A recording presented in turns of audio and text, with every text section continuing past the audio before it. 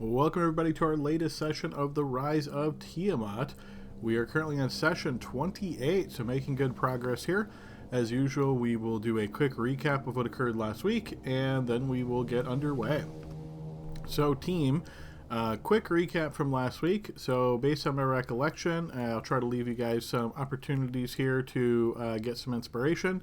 But when we picked up last week, I believe you guys were just outside of the village of Xonthal's Tower. You guys had arrived here through magical means and just had to do a little bit of walking to get closer. Once you did some eyeballing of the village from the outside, had some discussion as far as what you were going to do, as far as approach, try to sneak in, all of these different kind of questions. Eventually made your way into the village itself after Armony kind of told everybody to stop being paranoid, and you haven't even talked to these people yet, so why were you so worried? You guys made your way into the village, found that it was fairly basic as far as what it offered, and the type of people that lived here seemed just like a lot of commoners, not a whole lot of industry or anything along those lines. You guys did find that there was a tavern nearby the path in the main path of the village. As you guys approached that tavern, a gentleman popped out and seemed pretty surprised to see you. You get the impression that they don't get a whole lot of travelers here in this part of the Sword Coast. After speaking with him briefly, he seemed to be trying to gauge your intention and why you were actually here. You guys had this sort of pseudo cover story of you were mountain climbers and were coming to climb Mount Hilm, and you wanted to know like where a good point was to begin an ascension of the mountain. He didn't seem like he really bought this excuse, because you get the impression that nobody probably comes here to do a mountain climb, and he was sort of discussing with the team, and eventually you guys decided that after realizing that he wasn't the owner of the tavern that some of you maybe suspected he was right at the beginning, to just walk past him and enter the tavern itself. Once you did and found yourself inside the tavern, you notice again, pretty much everybody was looking at you guys. You guys definitely stick out, as most of everybody else that's around here are not adventurers. They're just kind of common folk. So as you pushed on in, you spoke with the tavern owner at this point, the bartender, and you also noticed that there were some other patrons inside of the establishment. You guys did a bit of discussion with them, purchased drinks for yourselves and purchased drinks for the other patrons that were nearby. This made them very happy, and they were raising glasses to you for the couple of hours that you guys were there. You spoke with the tavern owner quite a bit, and he went on at some lengths, eventually giving you guys some information, namely that the tower itself is surrounded by this hedge maze, which you guys had sort of already known based on your previous information gathering. You guys had learned also from the bartender that there are travelers that come to Xonthal's Tower every now and again. Nobody came super recently, but when they do come, oftentimes they don't make it out, so they enter the hedge maze but never exit. Or if they do, it's not all of them that come out. Usually something terrible befalls them, and only some of the individuals that went in make it out, and eventually they just sort of abandon the idea of trying to enter it all. There was also some discussion that it seemed as though Xonthal's Tower was occupied once again, because there was some noises, some lights and so forth seen from the tower, and there was some guesses as for what that is. I believe the bartender said that Xonthal himself had returned, perhaps. It was one of the thoughts. There's other thoughts, of course, between the patrons and so forth. Eventually, you guys, after having your drinks and getting this information, decided to approach the hedge maze. I believe it was at this time that Roland was sort of just scanning out the village and decided to remain in the village and would rejoin you at a later time. So group, as you guys stepped into the hedge maze proper, you notice from the tower balcony, this man walked out and shouted down to you guys, letting you know that the people in the tower can see you, and that they were aware you were coming, and that he was the one that sent the letter, and that he would try to assist you by leaving a key. He sort of went on with some different information. Another individual then came to the balcony and sort of attacked that first one. The first one managed to get the upper hand and chuck the second one over the balcony and down into the hedge maze. And then he shouted one more thing before returning inside the tower. You guys then realized you were on a bit of a time schedule here because obviously the people in the tower seemingly know that you're there, so you are on the clock, so to speak. You guys entered then and found yourself, after walking these paths of the hedge maze, to be in sort of a central area where there was this large sundial type object, and there were 8 paths that veered off from it.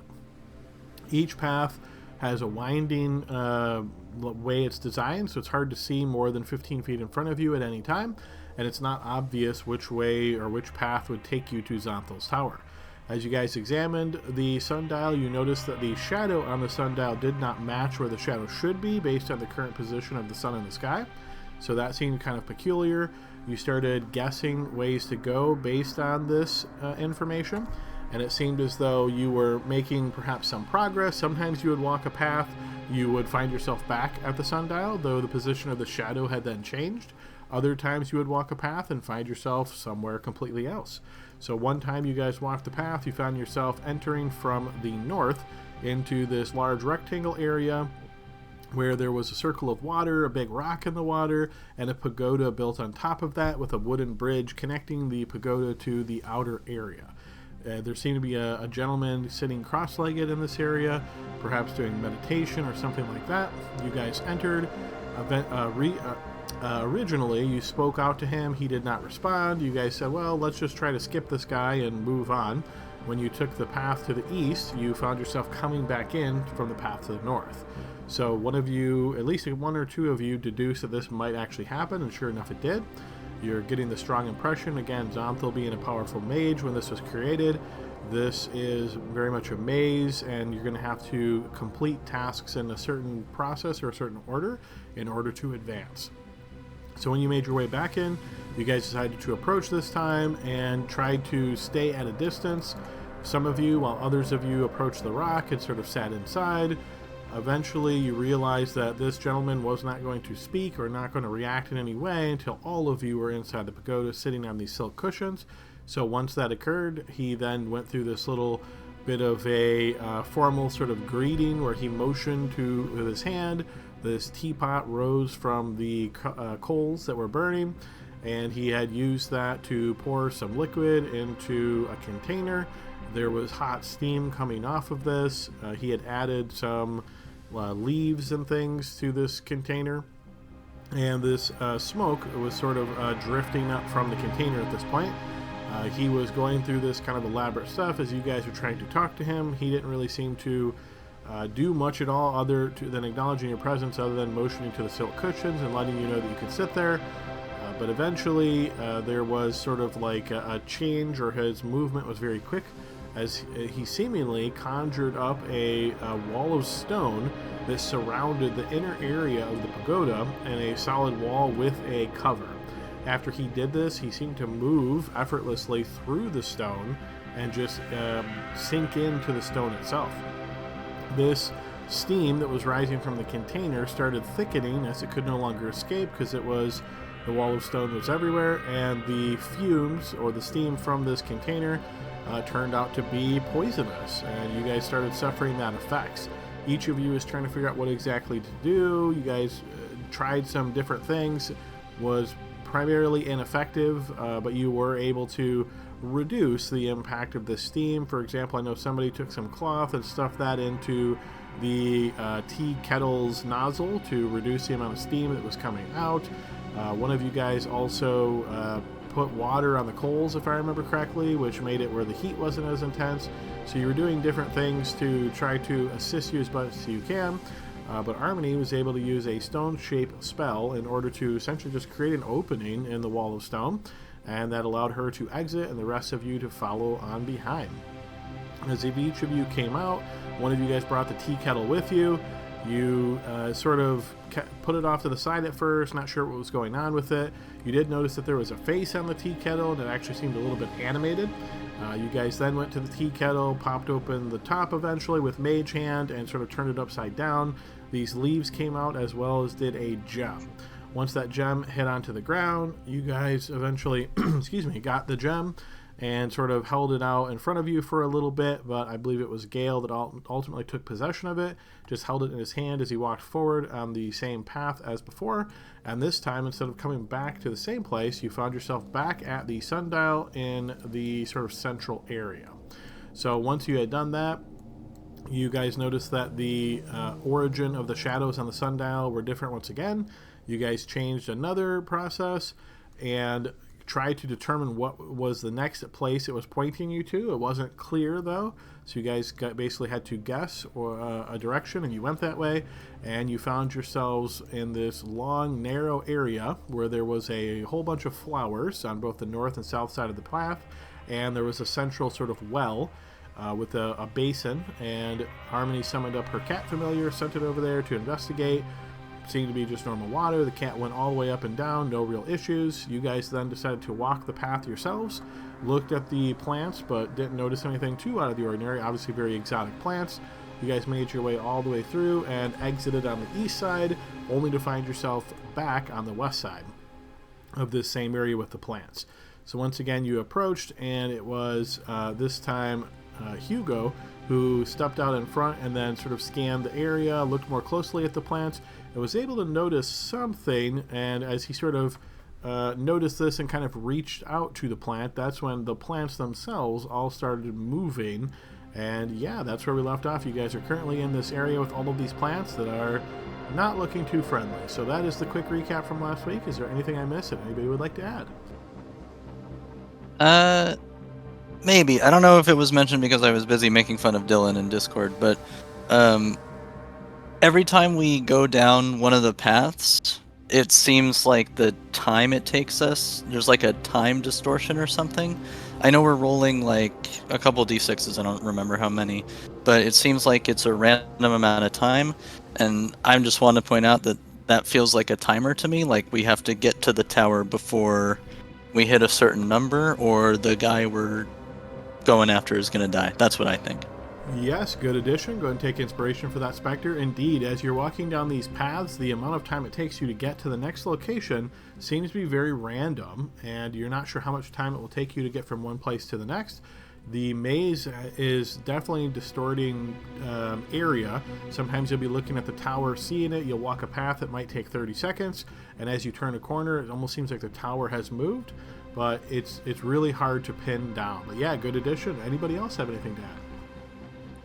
While we're still talking about the sundial, I want to point out that when we left items on the sundial, when we returned back to it, they were gone. So it's almost like unclear if it's the same sundial. Yes. At least physically speaking. Another great addition. Go ahead and take inspiration, Harmony. Yes, you guys noticed this, both with leaving like an arrow at the sundial, and in fact, you actually left the cat here with the plants, and then when you moved east and came back around, the cat was no longer there. So yes, indeed. Anybody else have anything to add? I have one, I'm pretty sure, but when they were approaching the maze in the tower from like, I remember because they made fun of the guy being able to be perfectly being heard from 100 feet away, but I think the guy that sent us the note saw us and said something about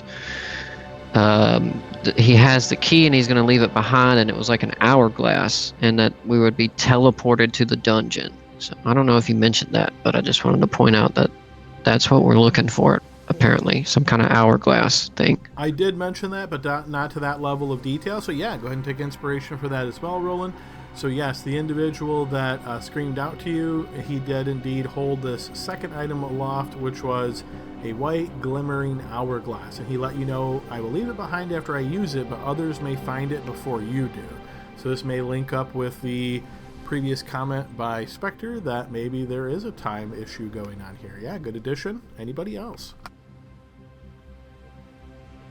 Yeah, just that what Hugo saw in the plants and the flowers was a pearl that he grabbed out of the flower, and that's when they started moving to kill it. Yes, yeah. So, I specifically left that one a little vague, but indeed it was a pearl. So yeah, go ahead and take inspiration for that as well, Hugo.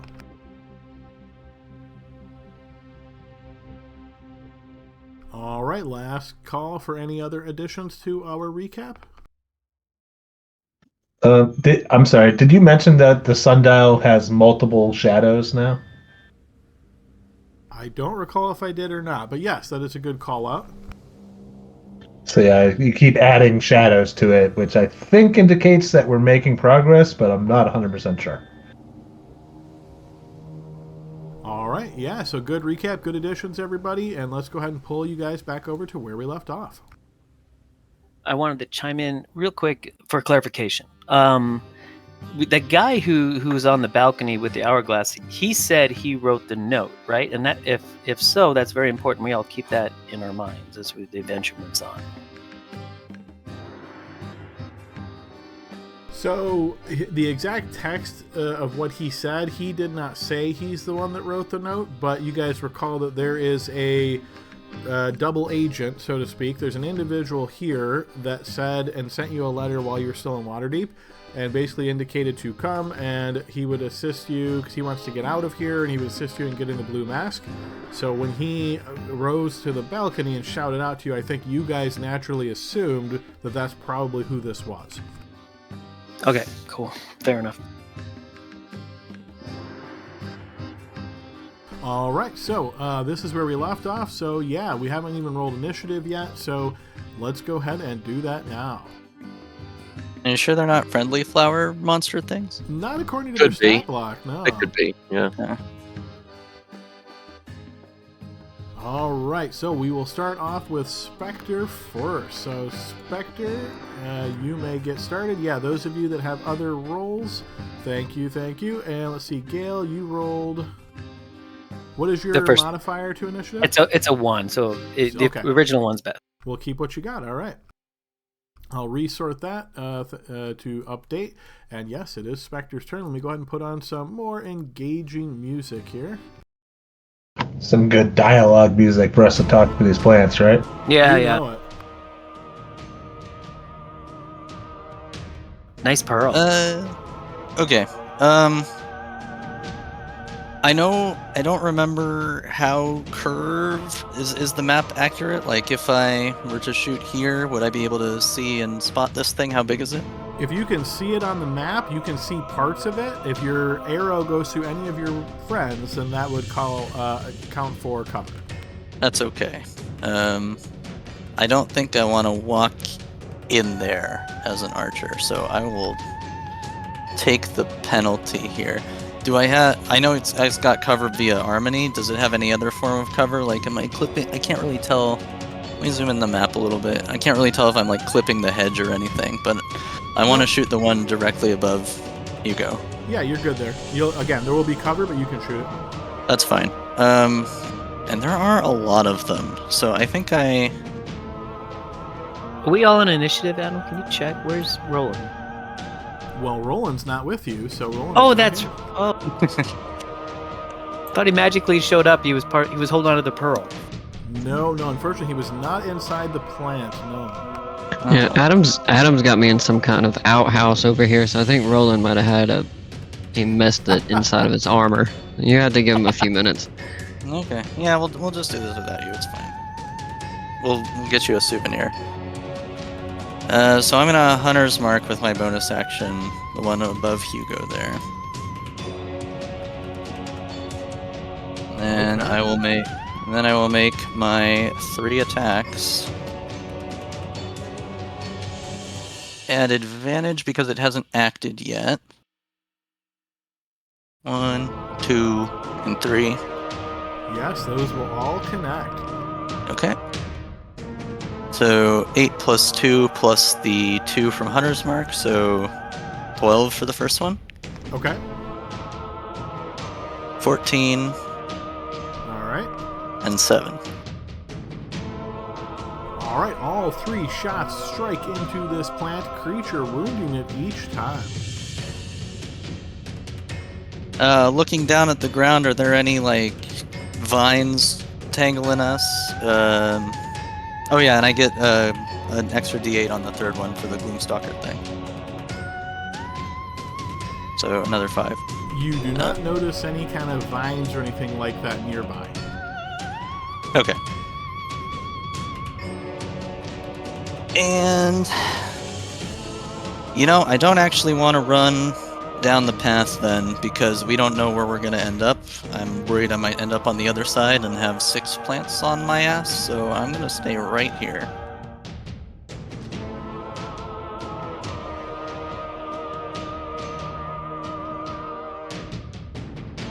Okay, next up is Kurtu. Anyone want to throw a wild guess? They're pretty flammable, I think. I'm hoping. Oh, poor Hugo. I don't have sculpting spell, so I can't. I I'm know. the one in the back, but yeah.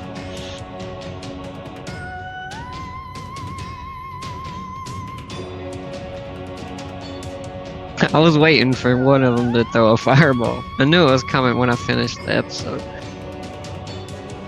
Plants, safe bet, yeah. Yeah, Let me just shut exactly. this down for you a little bit more here, Bill. Okay, thanks. Yeah. Often weak to fire. Could you I thought it imagine was. if I thought it was moving back. I was like, hey, it won't move, and let's keep on like a yo-yo. But no, it's the DM. All right, should be good for you to move now. Oh, I'm sorry, I get 2 more d6s from the Hunter's Mark as well. Another 6.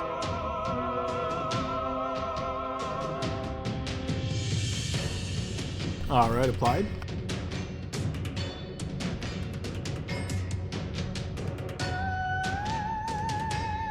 Hey, Adam, can you? Is that going to get all of those in the back, or is that? Or are they not enough in it? I mean, they're like 1/3 of the way in, or something like that. So usually the way it works is if the square is affected 50% or more, then it will affect a creature that is in that square. So looking at it, I would assume that it's going to hit all 8 targets. All right, let's go ahead and assume that is correct.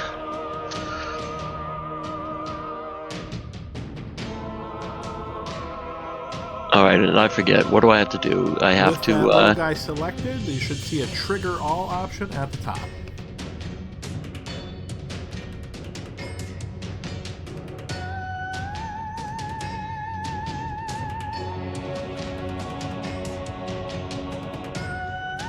Yep, so you've got 8 of them all targeted. So yes, as the fireball explodes out, it wounds them, damaging these plants to some degree or another. All right, Adam. Any one of those ones also becomes 2, and if they do show some sort of resilience, I don't know if they're resilient to fire, but if they are, they're not because of my spell Adam. So each one would get an extra 3 points of damage on the total roll anyway. You're saying the ones become 2, so I see 2 ones, so I should add 2 additional damage? I have 3 ones. I see 3 ones, and I also get plus for my. I also get a +5 on all fire damage. Okay, so there's only 2 ones, so I think you posted it first to burn the spell slot, and then again using Smart AoE. So it's the Smart AoE. Oh, okay, which is okay, 21. that's true. Okay, thanks. So Yeah. you get the 5 from your special ability plus the 2 from that other special ability, so I will take an additional 7 off of each. Now again, Okay, if they cool. succeeded, they would only suffer half though. Right. Understood. And then Kurtu in his ultimate, divine wisdom or whatever, he says, "Okay, guys, it's your turn." Okay, they're stuck in there, Adam. Is there no other way for them to go? Is this here the map? If you wish to essentially walk the path that you were, you can. So remember, the paths all wind, so this would start turning immediately. If you start taking it, you're essentially leaving this map and following the path. You won't be able to be in I won't take the between chance. paths. Yeah, I won't take the chance. Okay, that'll Okay. end my turn. Thanks. Sure. All right, this flower doesn't do much, nor does this one. Gale. Okay, so I'm assuming they probably have reach, being the super plants. Do they look like really long-armed creatures? They really don't look like creatures at all. You're looking at masses of plants, right? So think of this as like huge flower beds with these big bushes. But when you're looking, obviously you can see the tokens on the map, but I would say you don't even really see like discernible pieces that you would consider creatures. All right. What would be my disadvantage of attacking the guy here, for example? No disadvantage there. You're right at the edge. It's a pretty big creature, so yeah, you can attack it freely there. Then very well. I don't want to move. I will just strike it with my... Is it a dragon? It does not appear to be a dragon. It's a dragon plant. I love it. It's a dragon polymorphed itself into a plant monster. There's dragonflies on it, and that's what you were attacking. The first slash will connect, damaging the plant. Okay, and then we just have to hold up until Dylan's done pinching one off. The second slash you bring down, you notice the plant, like the tendrils and things, actually retract slightly, and your blade just hits an area of dirt and grass. Okay, so now I know the lower number. I'm learning my enemy here. At that point, at that point, I will 2 attacks. I'm going to try to, might as well, bonus action shield bash to try to knock it prone. Okay. As the DM's like, well, okay. So it'd be my strength is 5, 8, so 9. It would be 17. So remember, you're going to make this is essentially like a spell effect roll for you, but yeah, if you have, do we have that built in for you on your sheet? Oh, I do. Let me check, hold on. Because I think it's just, you're making like an athletics check, right? Gosh, I don't do this as much. Let's see. You can attack. You can use to try to shove within 5 feet of your shield. So dexterity. No, it doesn't. Yeah, however you want to read it. Do you want to just post that one real quick?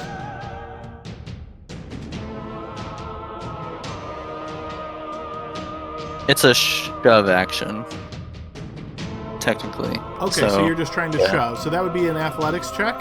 Yeah, so I will say you can tell that it doesn't look like you can't shove it away. You could try to shove it to prone if it's possible to do that to this creature. That's what I said I wanted to do at the beginning with see if I can knock it prone, not shove it away. Sure, so athletics check from you then. You push into the plant, but it doesn't seem to have any effect. They're hard to move. All right, this one's turn. Hugo, from where you're at, you notice these tendrils reach out from behind you, attempting to strike. I will need you to give me 2 defensive rolls to start.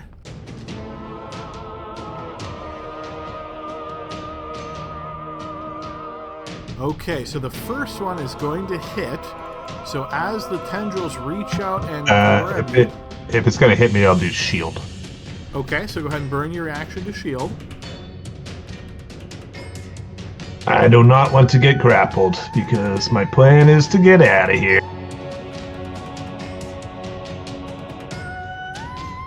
Alright, so you cast the shield spell, and that brings up that force barrier. And yes, the tendril strikes into that force barrier, but is not able to penetrate it.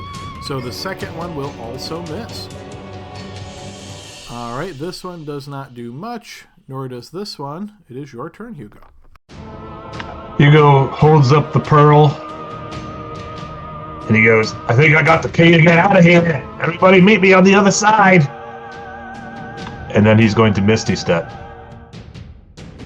Okay, so go ahead and burn that. We can't follow you. What? Figure out a way to get on the other side. You and I could do it, no problem, but I think our little friends might have terrible trouble trying to accomplish that. Disengage or something, I don't... sorry, I'm having trouble with my character sheet.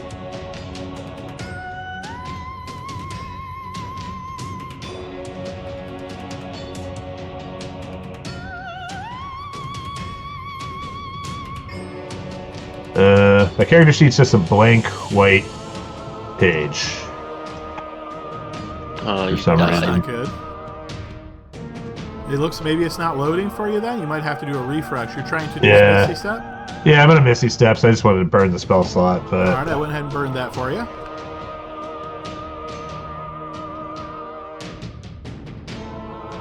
So I guess I Misty Step to here, and then I'm going to use disengage action and run. Okay, so you disengage as an action. Then run to here. And I sort of motion for everyone to come to me so we can escape this place. Did he actually? I don't remember. Did he actually get the pearl? Or You did. okay. That's the end of my turn. All right, we'll move to this one's turn. And Harmony, I'll need you to give me a defense roll, please. And Gale, you as well.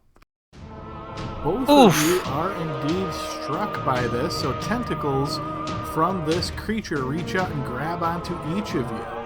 So first Harmony, then Gale.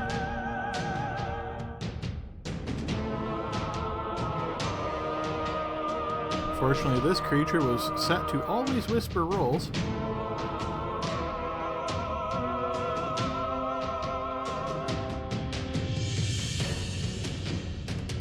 Alright, fix that. So again, here comes Harmony first, then Gale.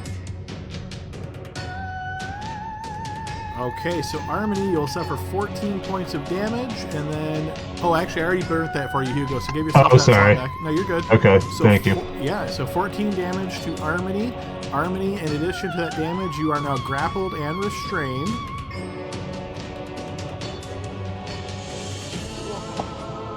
And then same with you, Gale. You're going to suffer 17 points of damage, and you are now grappled and restrained.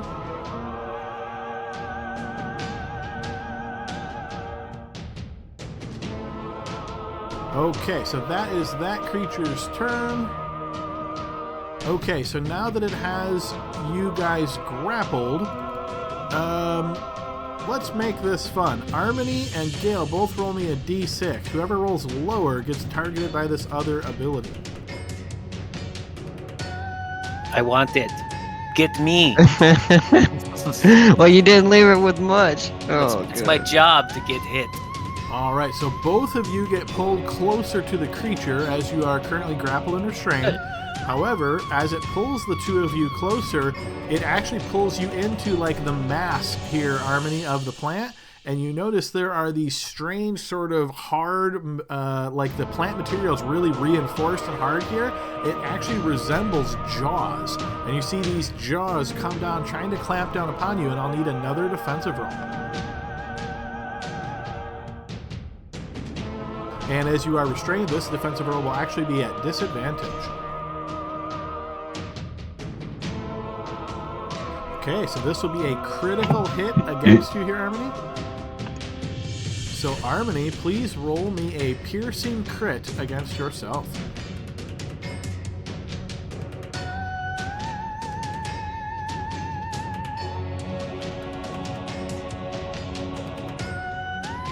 Alright, so just a normal hit here. Okay, Great so roll. 11 points of piercing damage against you, Harmony, and then I will need a Constitution saving throw against disease.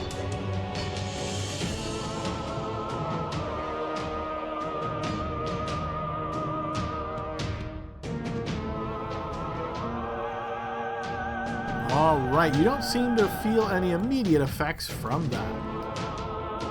Okay, this one is going to do not much of anything. This one's turn. It is going to attack Harmony first, and then Gale a second time. So both of you, another defense roll, please. Again, both at disadvantage, as you are currently both restrained. Gale, you are missed. Harmony, you are struck.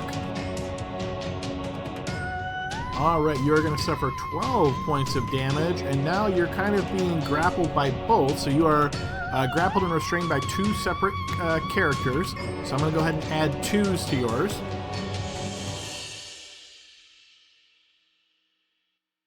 Okay, that is that one's turn. It can't pull you enough to its mouth to bite you, so that's that. Hugo, from where you're standing, you see these tendrils come around the corner trying to grasp onto you. I'll need 2 defensive rolls, please.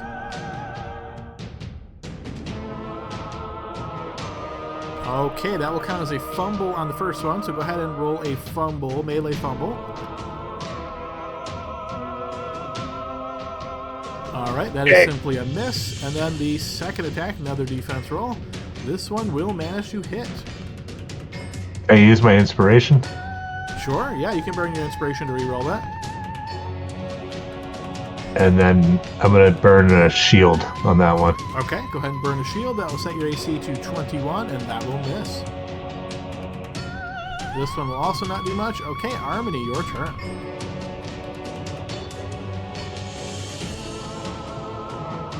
So, restrain. Can you hear me okay? Yes, we can hear you. I can't, attack with my quarterstaff, right? Because... You can, Oh, thank it's you. just you would be attacking at disadvantage.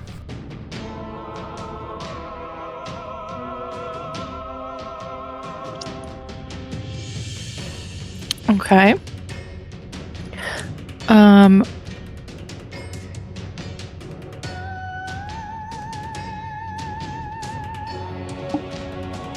Actually, where I'm at, I'm going to cast, which I don't think there's any reason I should not be able to do that. I'm going to cast Thunder Wave at in this direction. Okay, Thunderwave is one of the ones we have on Smart AoE, so make sure you have your token selected and then go over to the macro section and choose that Cast Thunderwave, and that will give you the little targeting icon, and you can put it where you like.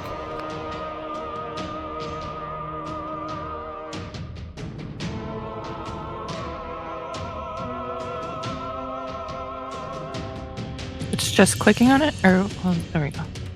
Do that.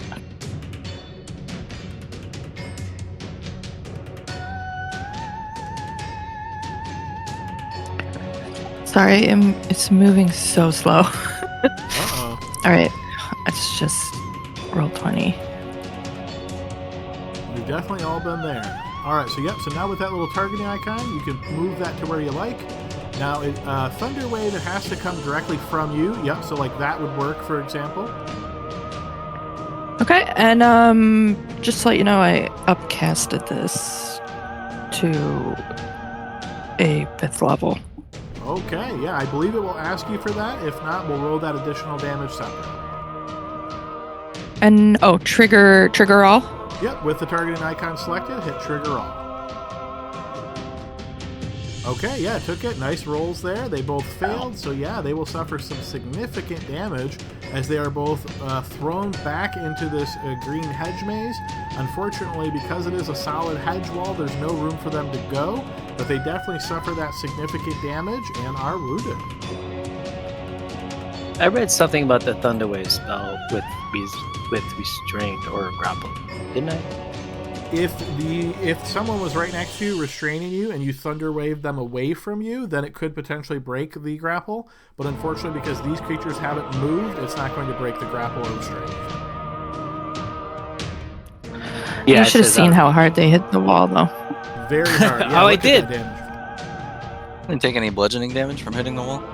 Not, because they were right next to it and they're plants, no. Oh. So, does Thunder Wave count as a melee attack? It does not. And being that you are currently restrained, you actually cannot move. Yeah, I was just curious. Well, I guess that's about it.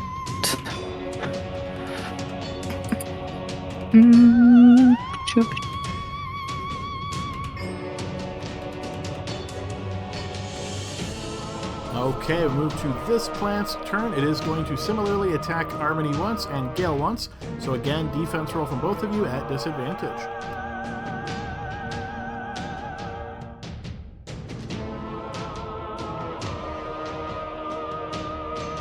Okay, you will both manage to evade these attacks and not get any damage there.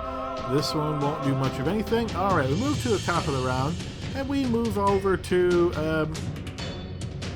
Roland, who's kind of standing here looking at the sundial, had arrived, realized his team members went into the maze, the hedge maze itself, kind of looks at the sundial. You can definitely hear sounds. It sounds like battle, but you don't know where it's coming from.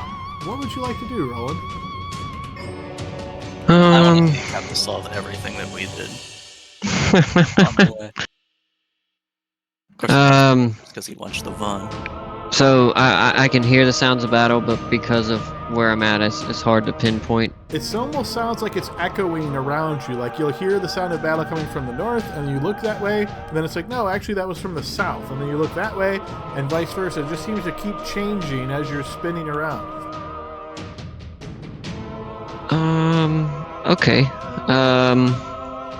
Well, I guess maybe I'll spend some time walking around, because my guess is if they saw the sundial, then they probably investigated it. So I'm gonna just do like a lap around it to see, can I see any footprints, dustings, anything like that, to maybe give me a direction of last way they went. Give me a blind check, please. Sure. I will, because I don't want to die in this maze alone, I'll hero point it at him. Okay. And I'll throw a flash of genius. So it's plus 12. Okay. Please don't suck.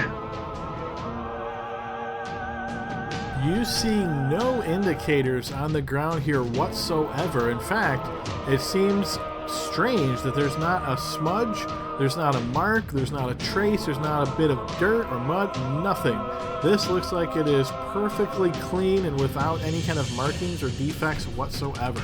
However, you do notice that the sundial, from where the sun is currently in the sky, you would expect that the shadow of the sundial would probably be to the south side of it, but instead, the shadow of the sundial actually is in 4 different directions right now. It is northeast, southeast, southwest, and northwest. So I'm assuming this is your action that you spent here sort of looking around investigating. Is there anything else you'd like to do? Let me just get that, I guess. Yeah, I'm out of movement from wrapping around the sundial, so yeah, no, I guess for now, I'll have to pick one of those 4 directions, I suppose. I'd take a guess, but I'll do that next turn. All right, sounds good. We move back over to the team in the hedge maze here, and at the top of the round, Spectre. All right, I look to Kurtu. Does he look like he's about to drop a fat AoE on these guys? Kurtu yells, "Firewall coming to the ones to the north!" Okay. Have I seen how far these tendrils can go? Have I gotten a good idea of like their reach from watching them? No, have you? I think I do, but I mean, I'm asking if Spectre. Probably what Spectre thinks too. Okay. So I'm gonna move here because I think Kurtu is about to kill the very injured one. I'm actually gonna switch targets and try to shoot over Harmony on the one that's currently biting her or trying to eat her or whatever it's doing. Okay, so you're shooting the one north of Harmony. Yes. So 2 shots here. Yes, both of those arrows will connect. So 14 plus 10. Okay, yes, both arrows plunge into the mess of plant material there. And just because I don't trust you, I will cunning action disengage and go back to my spot. Okay. All right, Kurtu's turn. Adam, I got a question in regards to my companions. Obviously, I know that they are, within the vines here. Are they where they are showing right now? Not exactly. They're basically grappled and pulled close to the plants. So if you're asking, can you put a wall of fire right between them, I would say they're going to have to make a save against it. All right, then I'm going to go ahead and do a wall of fire, but it's going to start at the wounded guy and move down. Okay, and you're just doing like a straight line? Yep, just a straight line.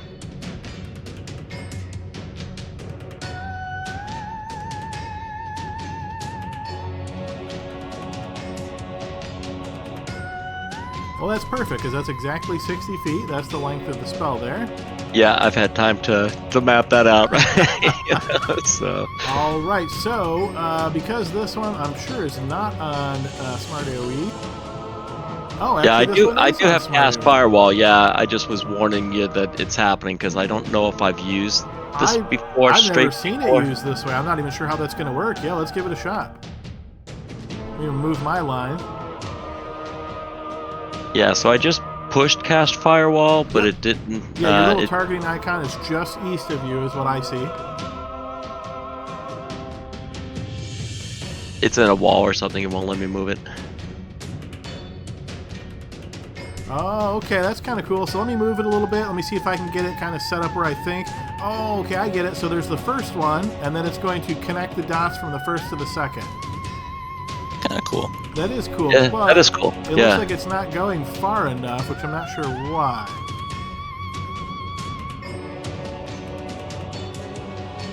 Saw something happen. Huh? Yeah, I was just trying to adjust it. It looks like it's designed to only do like the half, like the double-sided version, not the full line version. So what we'll do, I think this one might be easier to just use outside of Smart AoE. Cool. So you just do whatever you need to do. All right, so what I'm going to ask you to do, let's see, 1, 2, 3, 4. So there's 5 of them that are affected. Go ahead and throw me 5 spell effect rolls, please.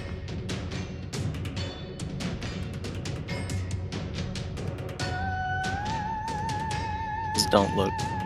Actually, you have the targeting icon selected for those instead of Kurtu, so you want to go on Kurtu first.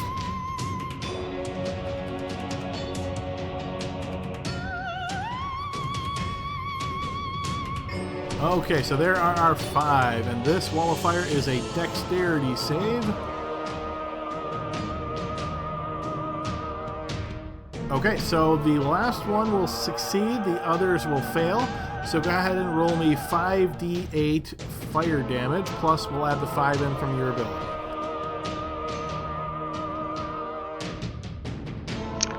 Not bad. So I'm going to put that line back in so we know exactly where the firewall is. Yeah, and Okay. it's everything. You said it was a solid wall behind, so it's facing the other direction, if that makes sense. It's obviously. burning the plants to the north, obviously. Yeah, yeah. Nice.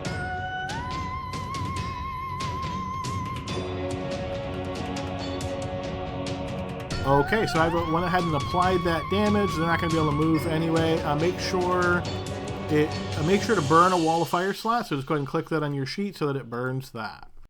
Okay, so firewall is up and running. You are currently concentrating on the firewall, so I'm going to throw a concentration icon on you. Anything else on Kurtu's turn? Yeah, I'm gonna go ahead and do a quicken spell. I'm trying to find it. Okay. And I'm gonna go ahead and I'm just going to move up, get a little bit better of a shot. I'm gonna go after this guy, Adam. Okay.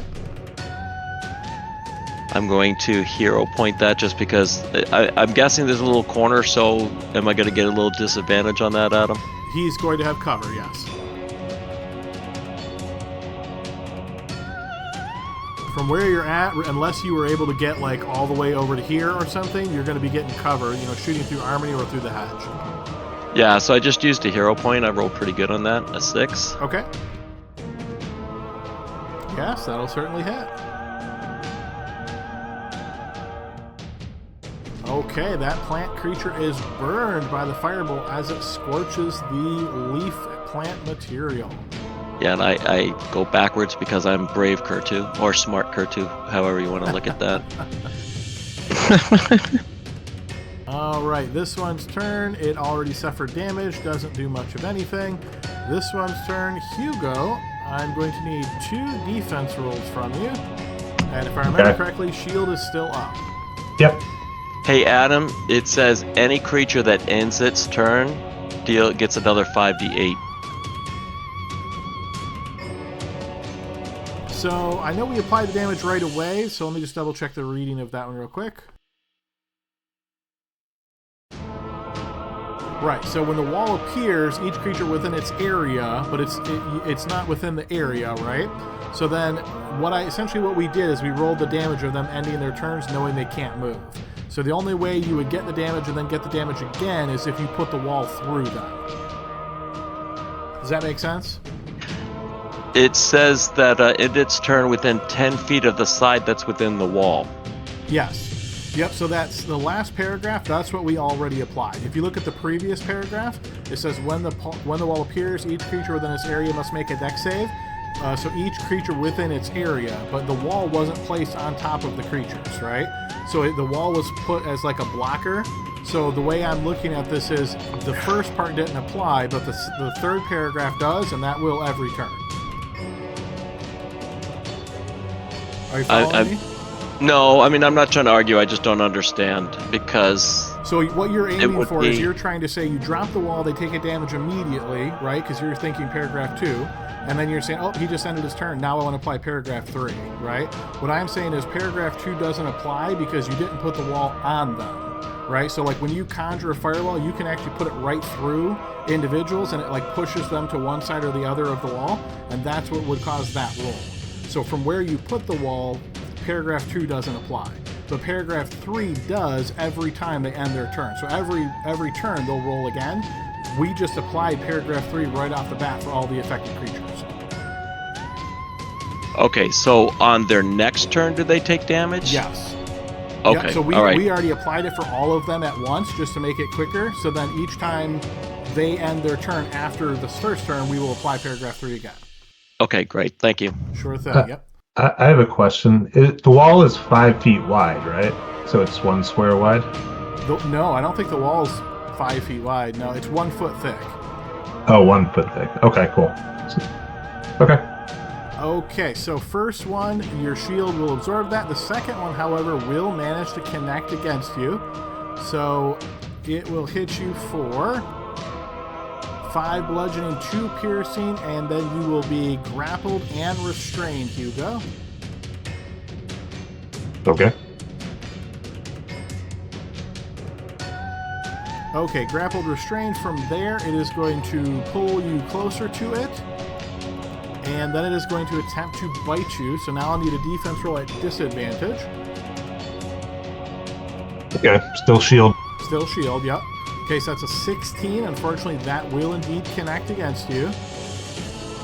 So it'll be 13 piercing, and then I will need a Constitution saving throw against disease.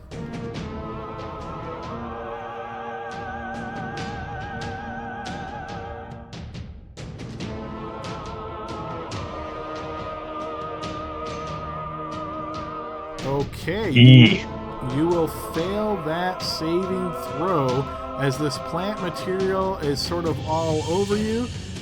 The immediate effect is you are now considered to be poisoned, so I'm going to add that.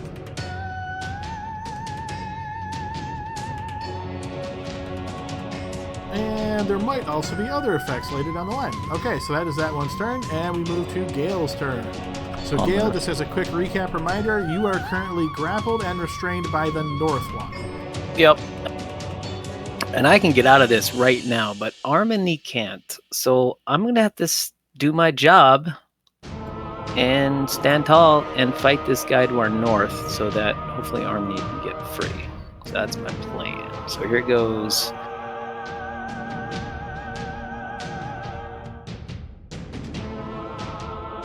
Okay, so you swing out the one to the north. With that hero point, you will indeed hit, attacking at disadvantage. Okay, now I'm going to do damage. Alright, your blade slashes into the plant material, wounding it. Great, and then I'm going to have to make him afraid of me. Oh, unless... Well, I don't want him afraid, I just want the superiority die. Here we go.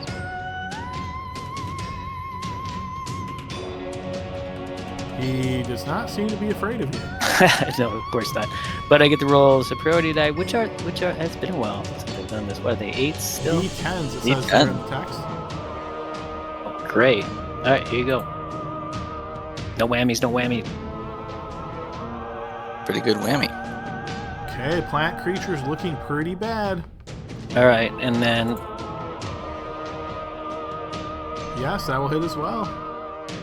And that will be enough to destroy this creature. Alright, so as that one dies, Arminies go down to 1-1, and you are no longer grappled or restrained now.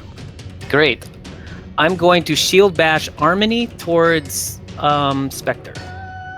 To get out of here! Boom, I'm gonna knock her towards Spectre. Okay, so you're trying to shove her away. She's currently grappled and restrained, which means she can't really move. So I'm going to call this a contested check. You're going to have to beat the plant's check in order to be able to move her 5 feet to the west. Oh yeah, she's restrained to the bottom one. Okay. Yes. Well, that's smart. I don't have the biggest brains. Okay, fine. I'll try it anyway. So, athletics? Yes, you're going to make an athletics check. All right. You managed to push her 5 feet to the west. Based on the reach of this creature, it still has her grappled and restrained. Great. I will move here. No, I won't. Hold on. Let me think. Gale needs to think. Use his brain, Gale.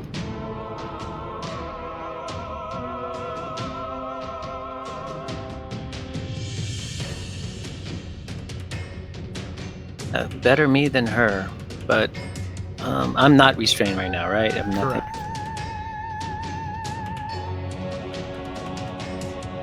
I'm going to move here because that's 15 feet away from the other guy. All right, so as you try to move there, the one that is not the first one on the south, but the second one, he is going to take an opportunity attack against you. Great. Oh! He Inspiration. will manage. Okay, so burn your inspiration and reroll. Come on, Gale. What do you have all this armor for? There we go. Yes, you managed to evade that. Okay, action, bonus action, movement. Okay, this one does not do much. This one doesn't do much. This one doesn't do much. Hugo, your turn. Okay, so as the vines are encircling Hugo, he's like, "This is bad," and I'm gonna burn another Misty Step Okay, Wise. go ahead and to post get out of that. And where would you like to Misty Step to? I'm gonna go here. Okay, so you're going essentially off of this area then. So once you burn your Misty Step, you go here. I'm going to remove your grapple. I'm going to remove your restrained. You are still poisoned. I will also ask after you burn your Misty Step. So you go this direction, and this seems kind of strange. Like you can see the area you're going to, because obviously you have to be able to see it to Misty Step. But as soon as you Misty Step there, you realize you no longer can see this area. It looks like it's just around the bend. What do you do from there? Well, I don't want to like leave my companions. I want to wait for them to exit this area together. So I'd like to stay 15 feet away from these plants. Yeah, so essentially what you're trying to do is you're like, hey, I'm going to go here because clearly I can still see, right? But when you try that, you can no longer see. So basically, right when you Misty Step and you disappear and reappear there, you realize you can't even see your companions anymore. Okay. I can't see the hallway at all. No, you're looking at the hedges, and it almost looks like it's like you are 2 steps away from being able to see it. It feels like all you would have to do is take 2 steps back, and you'd be right there. Yeah, but that's bad. That's the bad space, Adam. I don't want to go to that space. It might be. I guess I will hold my action to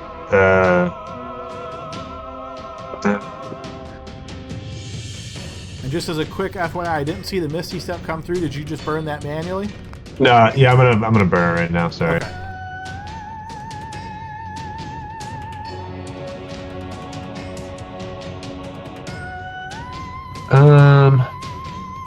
You know what? I'm gonna eat a good berry, Okay, sure, as an action.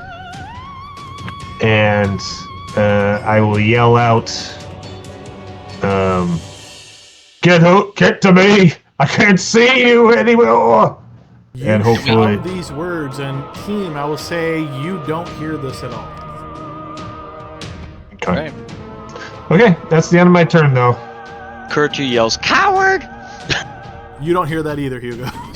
Okay. All right, so that guy does not do much. Okay, this one's turn.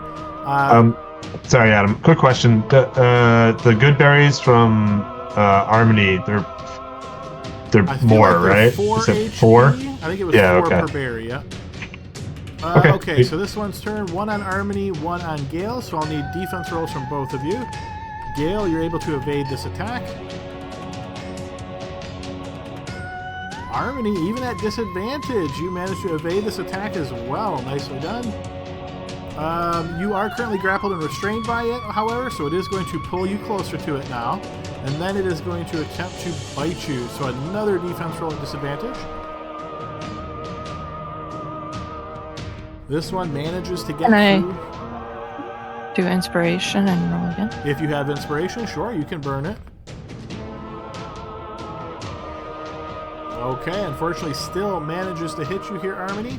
So it'll be 9 points of piercing damage and a constitution saving throw against disease. Alright, once again, you don't feel any additional effects from the creature. Okay, so this creature has already had the fire damage this round. This one's not doing anything. Armony, your turn. Hold on, I'm trying to deduct all my hit points. Well, not do all of them. I'll say it should just be 9, right? Man, my computer's so slow. Okay. I'm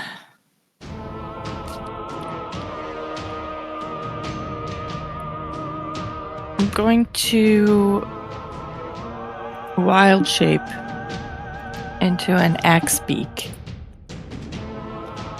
Wild shape into an axe beak. Yeah, they taste delicious. That's why she's trying to help feed the plants. Alright, I am double checking axe beak. Okay, it is a 1/4 CR. That should definitely be possible for you.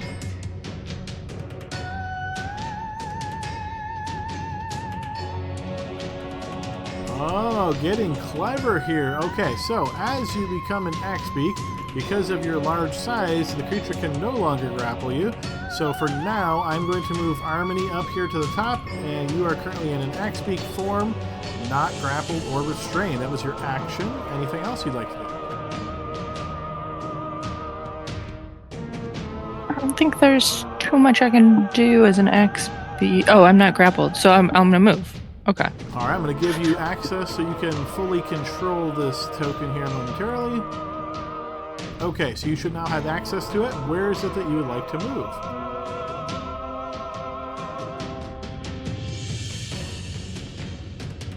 I actually can't see around the corner again now. Okay, so Yes, it is light out right now, so you should be able to see. Let me go ahead and just turn light on from that token. There you are. thanks. Do you guys want some cover, or should I? Just remember, you I can't guess talk as an X-Beak. you hear some squawking. Not me. All right, and I'm just going to put you right here for now, so let me know if you're moving at all, because it might trigger some stuff. Yeah, I'm gonna move. I guess I will move on the other side of Gale. All right, so you're attempting to move 5, 10, 15 feet to the west. As you do that, you're going to take an attack of opportunity, so I'll put you there. It won't be able to grapple you, but yes, give me a defense roll as the axe beak, and as a reminder, because this is an NPC, when you have the NPC token selected, choose NPC defense roll. Okay, yes, the axe beak is not struck by the plant and manages to get there. Okay.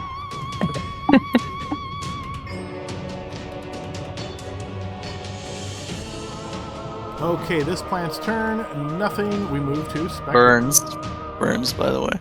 Nope, because we already applied that, so it won't be until this turn. Oh, right. So actually, I'm sorry, we're at the top of the round, so let's move back over to Roland momentarily.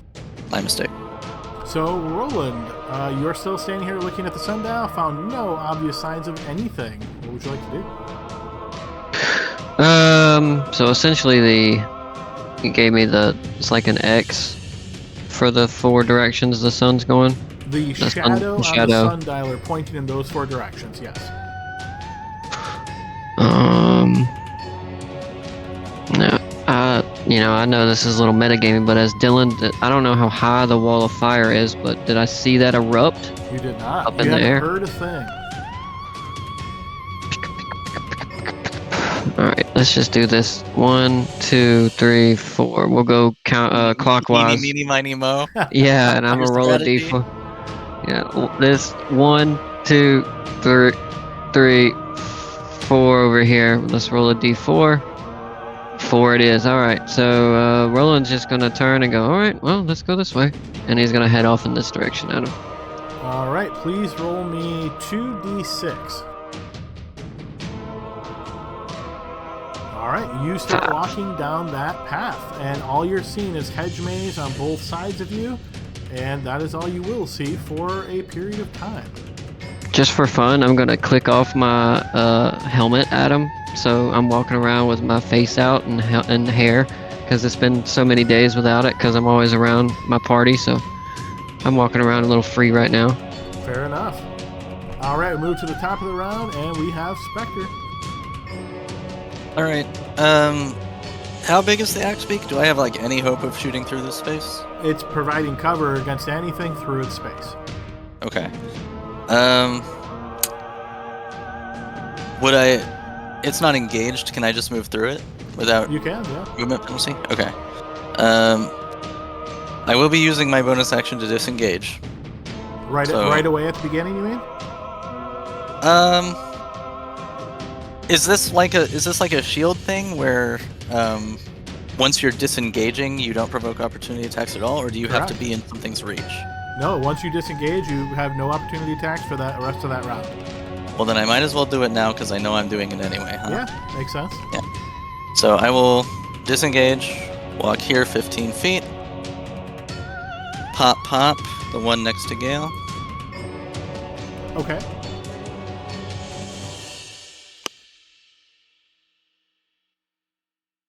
Gonna roll Both a of those 213. shots will miss. I mean, both of those shots don't do damage. I'm shooting into a hedge maze. I'm sure I hit something. Yeah, sure. You hit some grass and clippings. Just for my pride, no one's gonna notice that I missed those because everything's so hectic. Gale, you totally notice. It's really obvious to you this was a bad shot. Why don't you try harder? I'm doing my best. He sees the arrows are just hanging there on some branches. Yeah. So still disengaging. I will move back behind the axe beam. Okay. And then we move to Kurtu. Kurtu's saying, We're gonna fry the ones up north, and we could use that for an escape route. and I'm not gonna do any moves because there's really not much I can do. And I mean, I guess I could kind of go north and try to shoot at one of them down south, but I'm not gonna. Well, Adam, never mind. With the large creature, I'm just gonna end my turn. That's it. Okay. Alright, this creature will end its turn. Spell effect roll Kurtu and roll 5d8.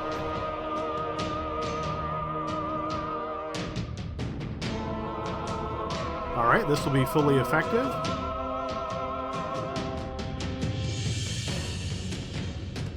+5.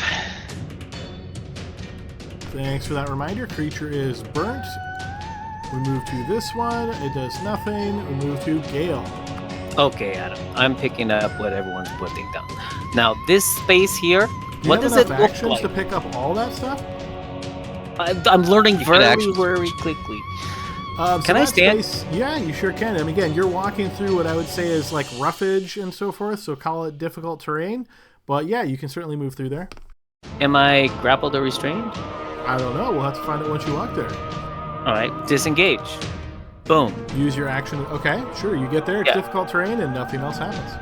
Okay, so now I think we just wait until all of the ones in the north are burned to death. And, is it 10 feet or 15? Oh my goodness, I think it's 10. I will stay here. Let's see. All right. This creature does nothing. This creature does nothing. This one will burn. So, in the essence of time, I think you guys have figured out a little bit of an idea here. because the wall will certainly be able to take all these creatures out with time. As long as you disengage, the ones on the bottom won't be able to reach you.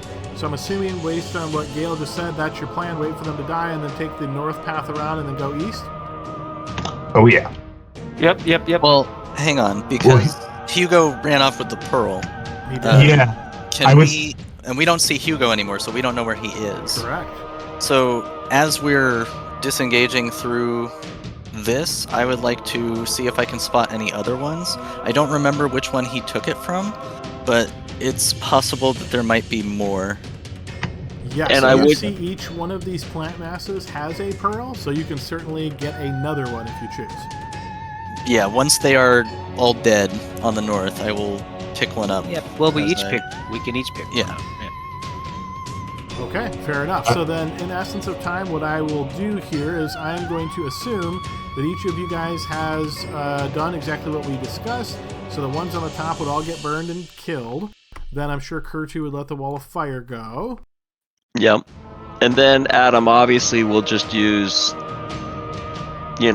different long shots or whatever to get these ones here, like this one here, so he doesn't have reach. Well, as long as you use disengage, you'll be able to move through that space anyway, so you have no real risk. So, yeah, so you guys basically all just kind of make your way across the north path like this, disengaging once to get to the north, and then once to get, through that creature's space. As you do that, you guys make it to the east side. Each of you wanted to pick up your own pearl, so we can assume you've done that. Maybe someone tucked one in with the axe beak. And then you make your way through the path to the east. And after walking for a period of time, you will all eventually find yourselves back at the central area with the sundial. Roland, similarly with you, as you're walking this way, you see that it turns, spins, goes around all these different directions, but eventually you find you're back at the sundial. Same with Hugo. As you're going in this direction, you don't all arrive there at the same time, but after you arrive and then you wait anywhere between, say 30 seconds to a minute or so, the other groups, so 3 groups of you in total, 1 being Hugo, 1 being Roland, and then 3 being everybody else, you guys all eventually arrive back at the sundial. Live in order, or do I get there after the rest of them get there? If it's particularly important, then roll 2d6, Hugo, and we can see exactly when you arrive. Yeah, it will matter because my helmet's off and I don't want them to see me. So I want to beat everybody back. You roll a 5, Roland, so far you are beating everybody back, but somebody from the big group, go ahead and roll 2d6. Oh, man. They will get back first. So actually no, because they had to do all the stuff at the north anyway. So it would only take them 3 rounds once they left, but after waiting for the burn and all that. So I will say, yes, you get back first, Roland, then probably Hugo, then the rest of the group. Cool. All right. So I click my helmet back on and I'll just sit on the sundial while I wait for everybody to come back. I figure they'll come back eventually. Oh, you sit on the sundial before they get back? Yeah, I'll just sit on it. All right, so as you sit on the sundial, you suddenly feel yourself falling, and you realize you are way up in the sky. You fall, coming down and slam right Well, I have onto... feather fall. Would you like I would to have burn feather fall? Yeah, I would have burned it immediately, and Go ahead, it would have been a Marcel. good opportunity for me to look at the hedge mage from up top. You see a lot of rows, and you see a lot of paths that turn, but as you try to look at them carefully, seeing what it is, then where they go and so forth, nothing really syncs up to you. You don't see any obvious paths or anything like that. You start feather falling for about 30 feet or so, and then it seems as though your magic fades. You fall. You cast it a second time. It goes for about 30 feet. You land on the ground. In my mind, I'm thinking I'm definitely going to get somebody to sit on that when they get back. And that's when Hugo shows up, I guess. Roland, what are you doing here? So hang on one sec, guys. So that was a little bit of a change. So when the rest of you get there, Roland is not there. Roland, you are at the sundial, but you don't see anybody. Rest of the team, you are here. You don't see Roland. You see the sundial, and it's exactly as you left it. There is shadows pointing to the northeast, southeast, southwest, and northwest.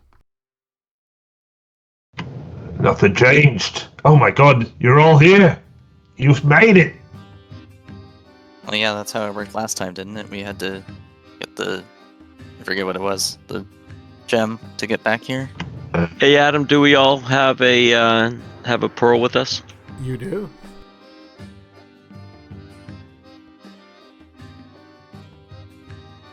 Alright, so I'm going to remove Armony's restrained and grappled. Obviously, that's no longer the case. However, Hugo, you are still poisoned. I'm not feeling too good. Those plants, they have Howard. poison in them.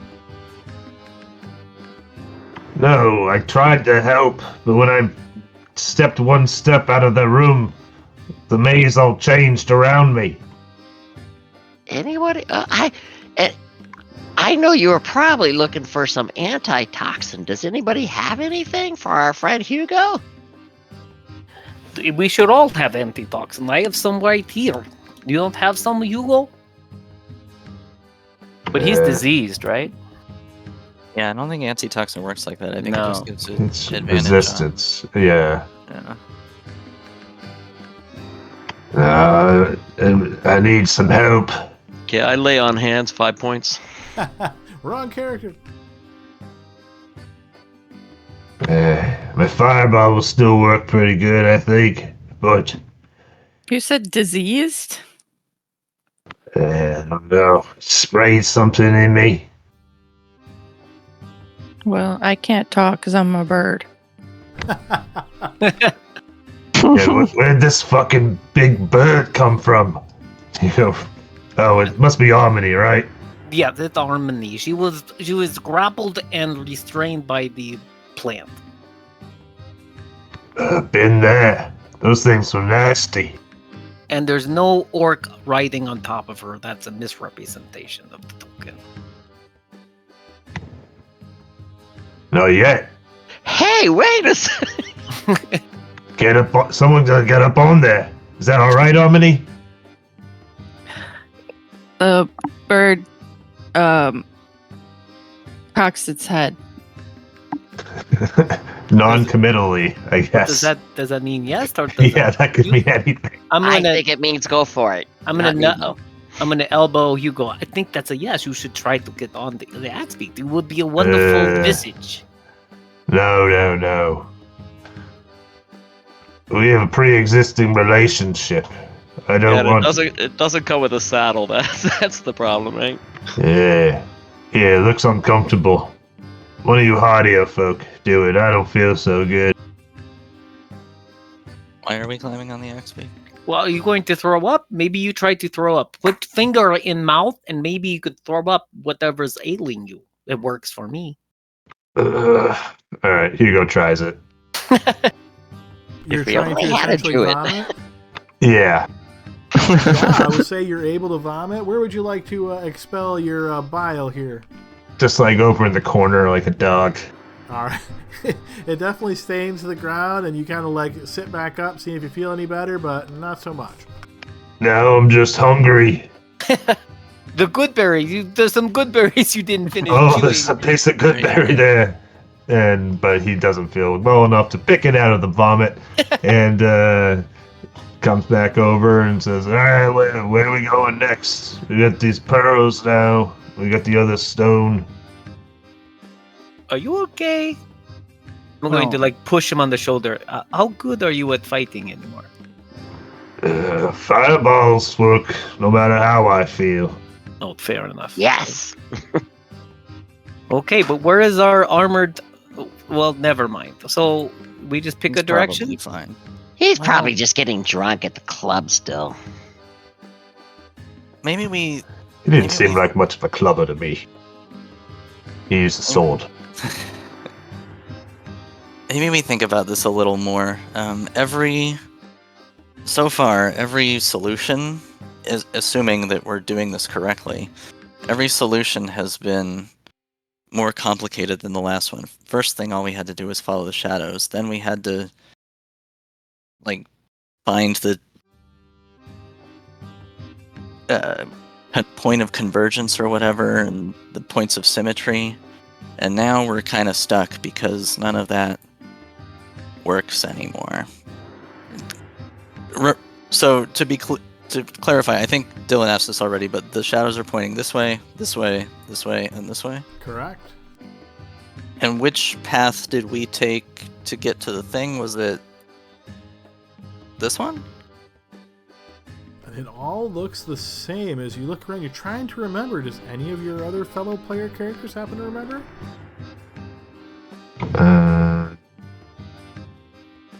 Didn't we come from this way? I think that was one of the first ways we did. I can't remember. Yeah, I can't remember. I think unfortunately.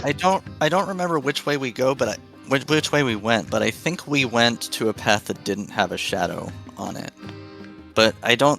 Again, Yeah, I yes. think you're it's right. the You're I going agree. in between the. I don't know for sure, the- but I don't know for sure, but I think we went west. I mean east. Oh my god. Yeah, I think we went east also. Okay.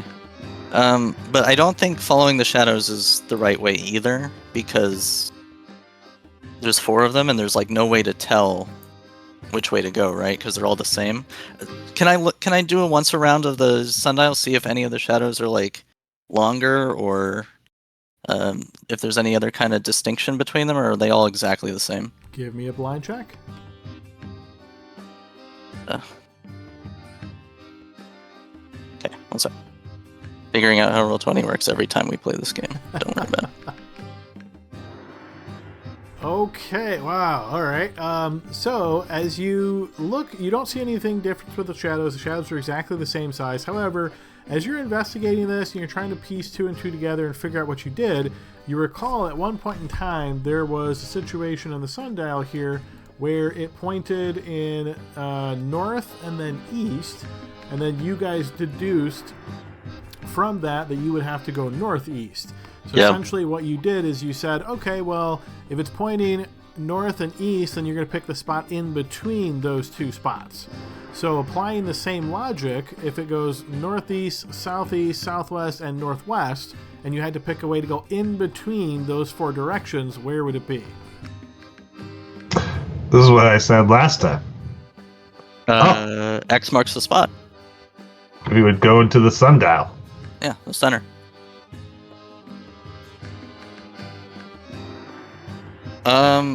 Then Let the axe beak go first. Hugo looks upwards to see if there's a way to go up or down, basically. Up is just the sky. It goes as high as you can see. You see some clouds up there moving really lazily. Down is just the ground. You don't see any ways to go below. Which way were people looking? well, maybe hang on, because we're not sure this is the same sundial, right? All our stuff disappeared. It could have been magically teleported away. Or it could be a different sundial altogether. Maybe there's something different about this one. Can I look at the... I forget what it's called. The thing that casts the shadow. The thing in the middle of the sundial. The Gnomon? Sure. I'll trust you. Yeah, Adam looked that up before the session, that's for sure. Actually, I remember it from last time. Yes, you're looking at it. You're trying to wonder like what direction it points. Maybe, but I'm thinking there might be some kind of... Well, Spectre is thinking. I know what happened because I just saw fucking Dylan do it. But I'm thinking... Spectre will think that there's probably like a secret passage like underneath the sundial, and maybe the thing at the center of the shadows is like a lever or something that you pull. Based on your previous check, you are confident that there are no secret passages or mechanical anythings here. Damn. Yeah, no, but it doesn't seem logical at all. Kurt, too, in his ultimate wisdom, which isn't very high, by the way, in case anyone was curious, is going to go ahead and grab the sundial part, the whatever Adam just called it, and try to see if it twists. The Gnomon does not move. I think we checked it out last time. Hugo will get up on top of the sundial and kick down. As you See if step it- onto the sundial, Hugo, you suddenly feel yourself falling. The rest of the team, you notice that Hugo just sort of gets sucked into the sundial. You're way up in the sky. You're falling. Do I see anybody falling behind me, Adam? Is he coming my direction? I know that's a little You do metagamey, see something falling from the sky. but I'll feather fall him when he gets close enough.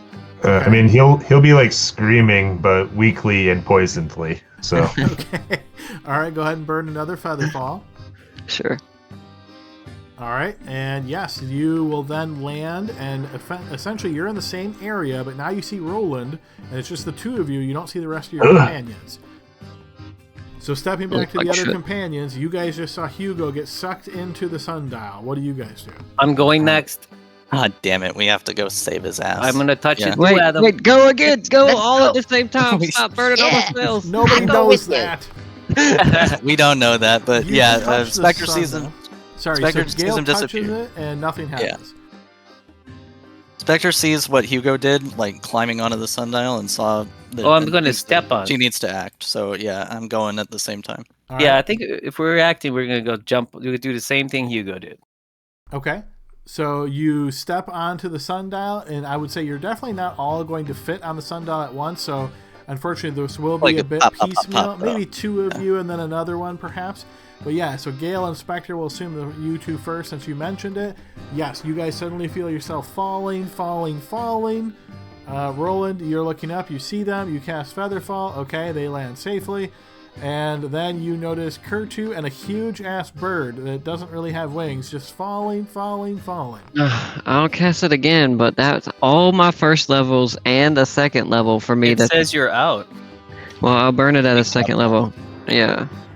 All right, and now you guys are all together. Just And see if the bird can fly or not. It's actually a wingless bird, believe it or not. But just as a fun side note, because of the magic of this place, if you smash into the ground, you suffer no damage. So just as an FYI, in case you were curious if that was helpful at all. But I was kind of wondering. I mean, it just kind of seemed like that would be the case, but who knows? you never know, Well, right? But yes, you're all But here characters safe. don't know that. Correct, yes. You're all here safe together now. and we're thanking Roland profusely. Did you let us know that you cast the Featherfall that made it so we didn't kill ourselves? He doesn't speak for me. I don't thank him. I'm looking around. Right, thank you. Thank you very much. Took you guys long enough to figure it out. Obviously, you don't go in the direction of the shadows. Duh.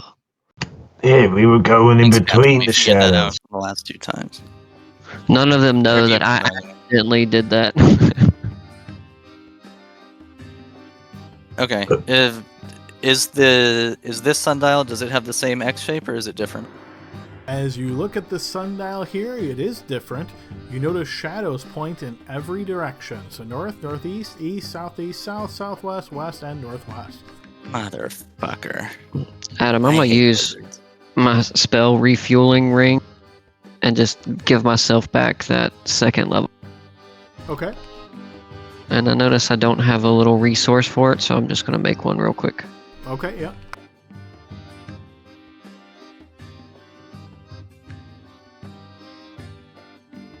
All right, Roland. Since you're so smart, we can't go the direction of the shadows, but the shadows are pointing in every direction. So what now?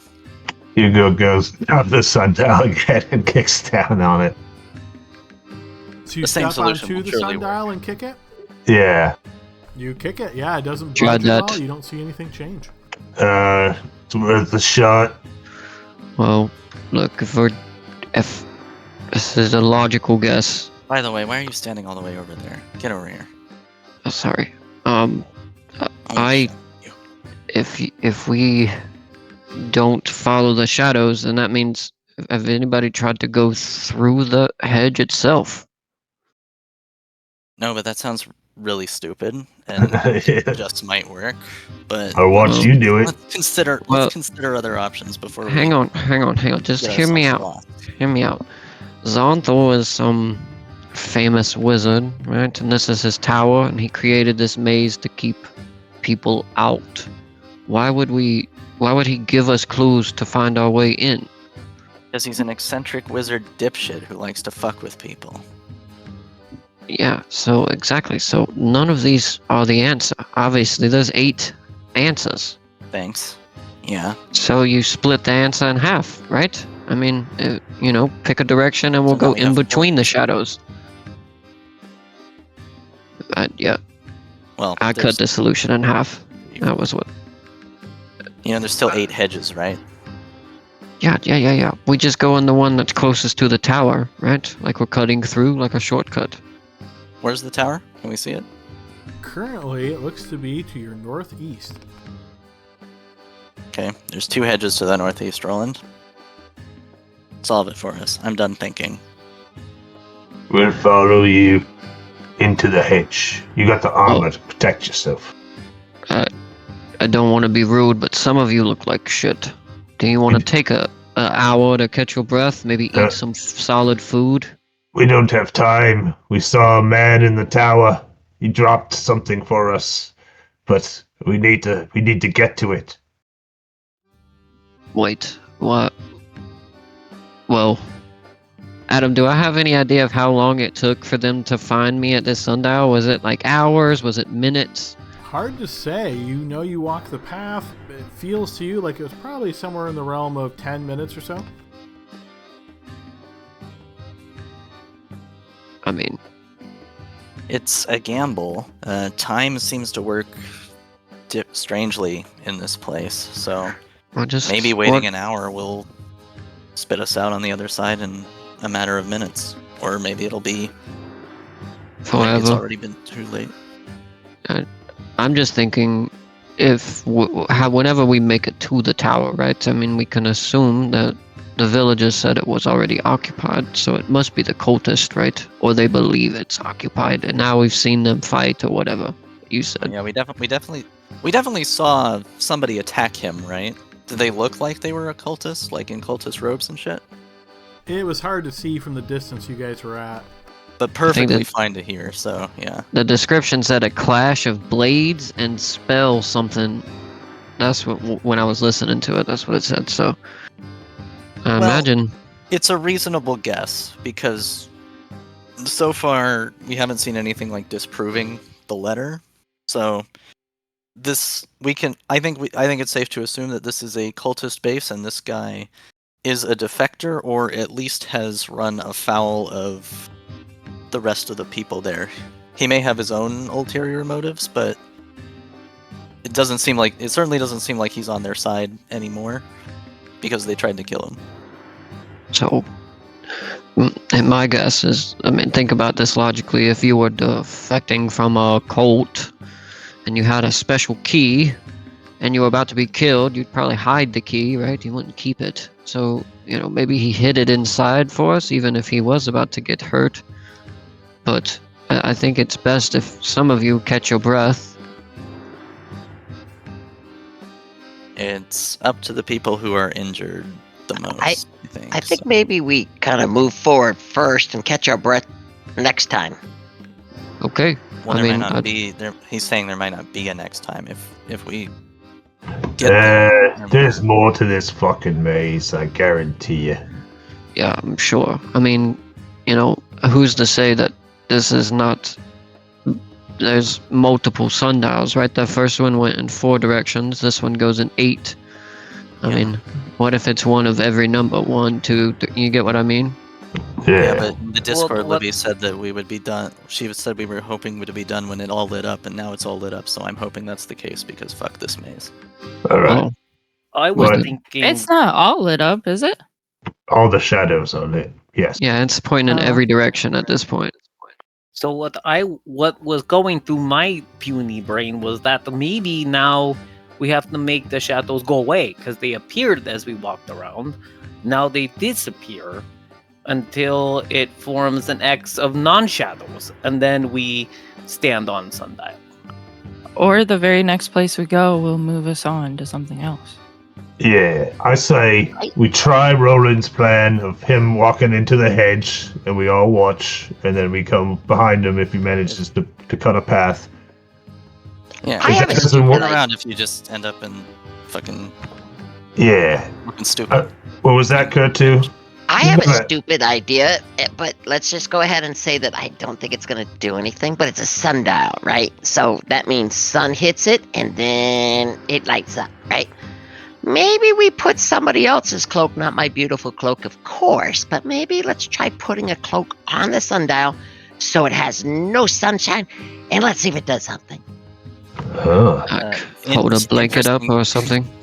Interesting thought, but I think we've established at this point that the shadows on the sundial have nothing to do with the position of the sun. I know, but I'm throwing out crazy ideas because this is a crazy thing. Well, It's that an easy crazy idea. thing to test. Let's Yeah. just do it real quick.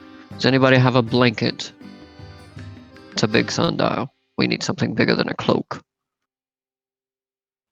Check your inventory, blankets. Thanks, Dad. I'm working on it.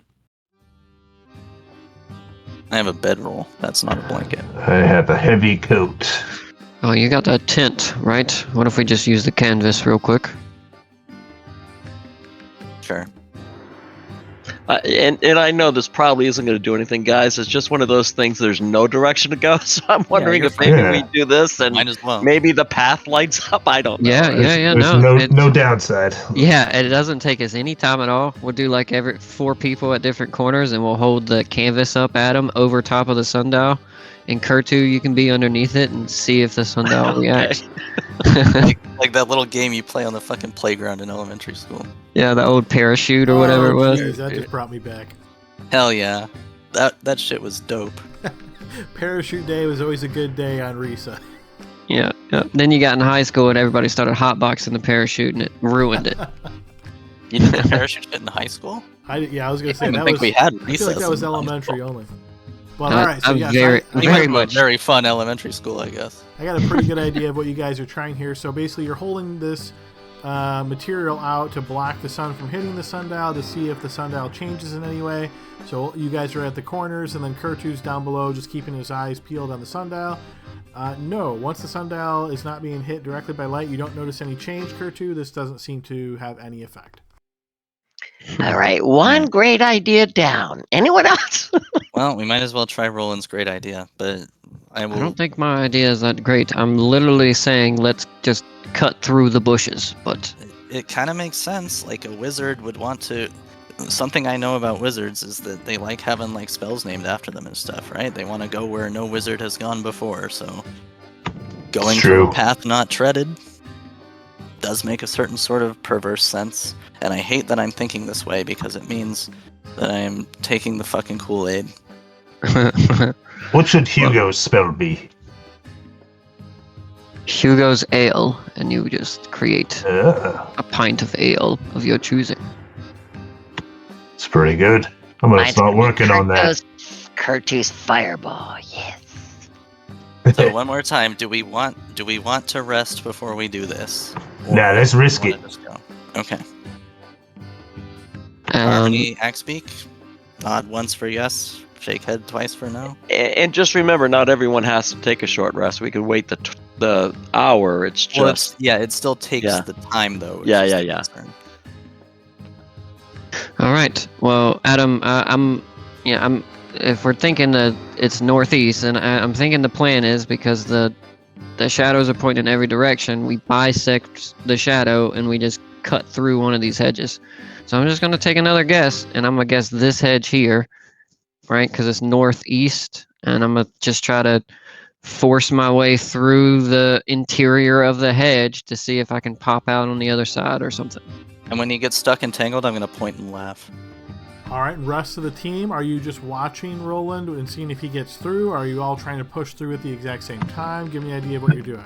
I'm definitely watching to see if he gets through. yeah. I'm Let's watching it. Because I like have if he popcorn doesn't out. come Thanks, back, guys. yeah, if he doesn't come back, then we know we either have to go after him or he found the right way. So Okay, so Roland, you push through the hedge to your north and start pushing into the grass, the greenery that makes up the hedge wall, and you are making some progress inside. Eventually you're pushing through. The rest of the team, you notice he is in far enough now where you can no longer see him, as the hedge itself seems to, snap back into place as he pushes through it. And yeah, you get to the other side, quote unquote. So team, as you see this happen, what do you do? give it Well, like 10 seconds. And The see X-Big if- was trying to help, so I'm gonna say I'm right behind him because Okay, so you're I trying was- to push through with him. yeah, I was attacking with my beak. Okay, so we will assume you are with Roland then. At some point, I think I might let her take charge so she doesn't axe beat me in the back of the head. We should tie a rope on the axe beak. Well, And let's that- do yeah, that now. if- She's Yeah, so far we've got Roland and the Axebeak have pushed through the hedge, and you guys are sitting there, and I heard wait 10 seconds. Is that what I heard? Yeah, basically. Yeah, if they turn, if it's not the case, then they're just gonna turn around, right? And find their way back to the If sunlight. it looks like it's working and they're doesn't actually happen. going into it, Hugo Yeah. will fall. Okay, so I'm going to ask Roland to GM roll 2d6, Okay. and the rest of you, I will say, yes. 10 seconds pass by. You don't see anything obvious. Okay. I will follow into the hedge. Okay, the rest of you are Yeah. following Spectre. Yep, Hugo will put up his shield a little bit, sort of protect himself from the hedge a little bit and push through into it. Yeah, Okay. Kurtu being the brave little man that he is, he's going to hold on to someone's cloak like a mommy leash there, so I don't get lost. All right, so you guys push through as a second group. So somebody in that second group, you can just publicly roll 2d6 for me now. I got it. All right, so calculating that real quick. Okay, so Axebeak and Roland, as you guys pushed through the hedge, you find yourself in what looks to be another hedge maze. I'm going to move you guys to an area here.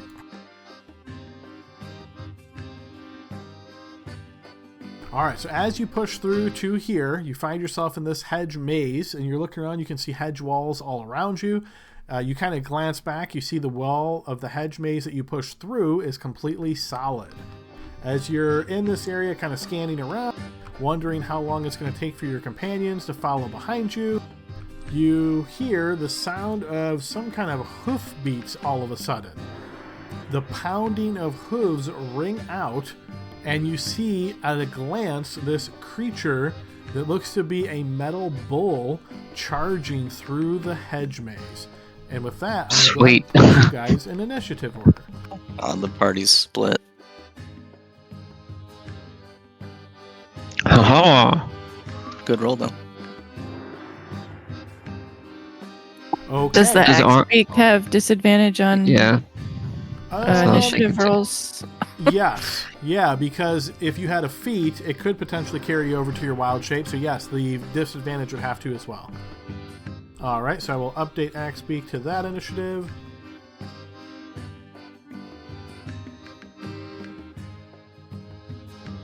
Okay, so let me go ahead and put on some different music. And Roland, you will be the quickest to act. So as you hear this, you sort of see this creature. Now, what's really strange about this is as you're watching, these hedge mazes, these hedge walls are obviously solid, but as you're glancing, you almost see them like split for a moment, like they open and then they close again. It doesn't seem to be on like a timer. It's not static. It's not happening at every interval. It's very hard to pinpoint, but it's almost like for a moment you can see through the hedge. You can see this creature as it's sprinting through. You can see the hedges almost like they're opening as the creature gets closer to it, and then they might close behind it, for example. You are the quickest to react as you notice all this happening. What would you like to do? Can you give me a distance, or I mean not a distance, but a direction that I'm seeing this? Is it to You saw my the north creature or? to your northeast, but as it's sprinting, you kind of caught it and then lost it in its sight as it was moving from northeast, moving west. Okay. Well, I do not want to be right behind my bird friend with something sprinting at us, so I think I'm going to kind of come in this direction. Oh, I'm still locked. Oh, there you go. So let's see, that's 15. I'm gonna look at the Axebeak and I'm gonna say, you go that way, and I'm gonna point north, and hopefully they figure it out. I'm gonna go this way, and then I'm gonna take a dodge action. I got more, so let's just go here. Dodge action. Okay, all right. Before the Axebeak's turn, as the hooves continue moving about, Roland, you notice coming through the hedge to your northeast, as though the wall is like not even there for a second. Suddenly you see this large metallic creature rushes right on top of you. As it does so, it tries to smash into you. I'll need a strength saving throw.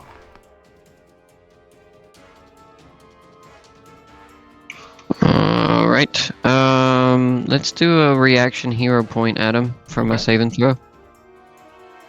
Here we go. And boom.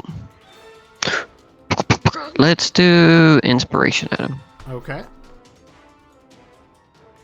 Psh. All right. As the creature plows through this area with the force as it's moving, it's the weight and everything is shaking all around it. You are knocked prone.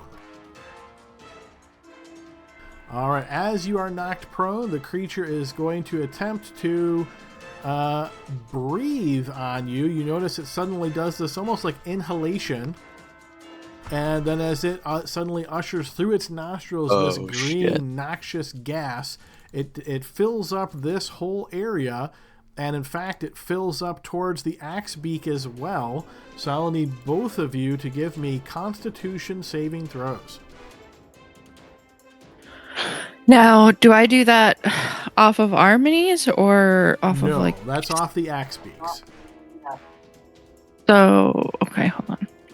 So you should have access to that character sheet under your folder under wild shapes, and then you can open it and just click con saving throw there. Okay, Roland, you will fail this save. You realize that your body is beginning to turn to stone. You are restrained. Fucking bullshit. God damn it. I'm refreshing. I'm doing a bill. I'm refreshing because my rolls are sucking.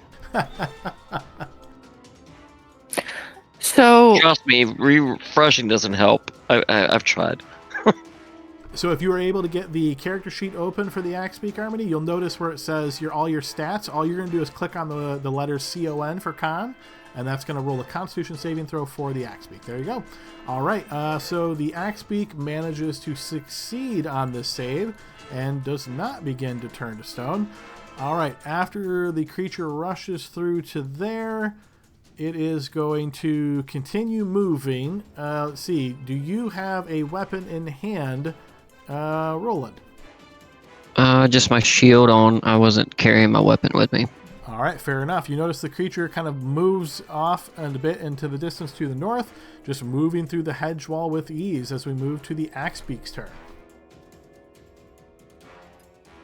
where did it go? North. And remember, obviously you can't talk, so you're musing this as a bird.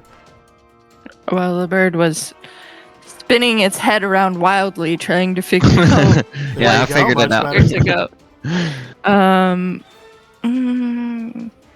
Ooh.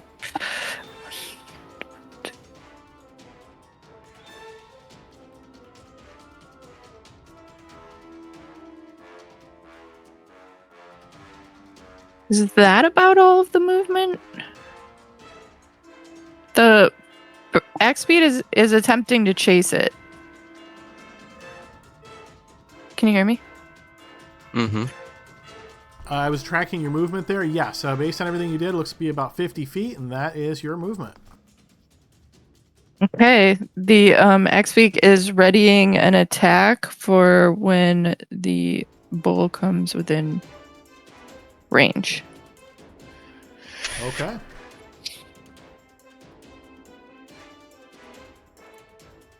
All right, we move back to Roland's turn. Let's see. At the start of your turn, it is your turn. Okie dokie.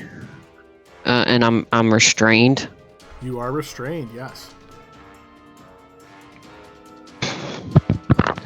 And there's nothing I can do to break that. I don't know. What would you like to try? Take your legs off.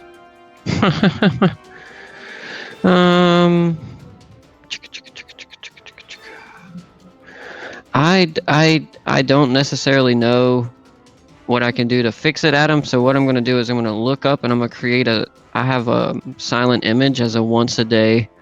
I know it says level 1 expended, but it's my shadow touch feat gives me that for once a day. I'm going to cast a silent image of myself in the Axebeak in this area up here, like us standing together. No, you should have chose a red cape. So you can create an image of an object, a creature, so not necessarily two creatures. So you can pick one or the other of you there if you like. Yeah, let's just do another version of myself over there. Okay, so you are now concentrating on this spell, and you've created an image of yourself over there. Yeah, and the image will be holding out like a spear that's on fire, and he's going to be like looking around for the bull to like stab at. And meanwhile, I'm going to try to figure out how the hell to get myself out of this situation I'm in now.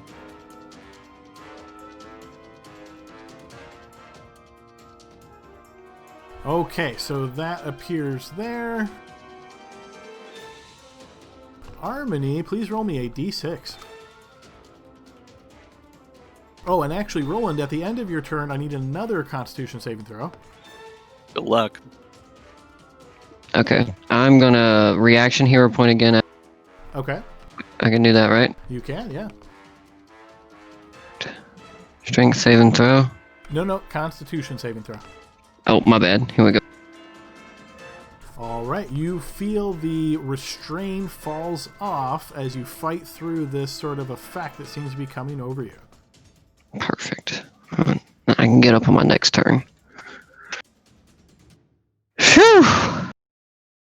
Okay, the creature, you notice it moves like moves this way, and the hedge just seems to collapse away from it, and you're kind of curious what it's doing, Axbeak, but then you notice it starts charging right towards you. Once again, the hedge maze just kind of folds away, lets it charge right towards you, and that it is going to attempt to gore you. I'll need a defense roll as the Axbeak.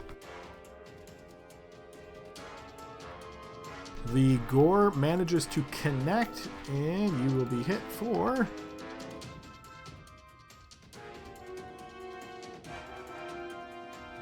20 points of piercing damage.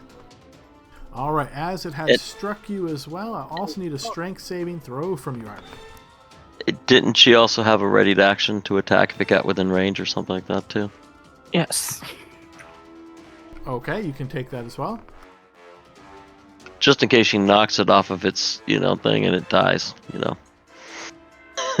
You are not successful in hitting the creature. All right, when it rushes into you, it knocks you to the ground, Axbeak. So that makes you prone, and now that you're prone right next to it, it is going to try to hit you with its hooves. So I'll need a defense roll as the Axbeak at disadvantage.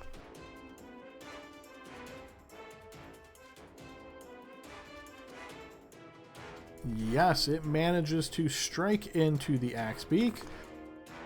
And unfortunately, that is a critical hit against the Axbeak. So Axbeak, I will need you to give me a bludgeoning crit, please.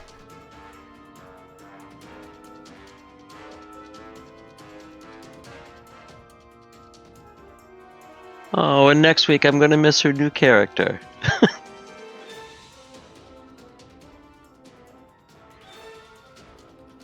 Oh my god. All right, that will be 32 points of bludgeoning damage. Phew. So since you took the previous 20, that would have brought you down to 7. So we take 7 off of that. This is going to be this. Axbeak is dead, and we have to take 25 off of Harmony. So let me get Harmony on screen over here. Dude, I was taking... Okay. And unfortunately, Harmony, you had exactly 25 HP. So this is going to knock you to 0. She's unconscious, though, not making death saves. Correct.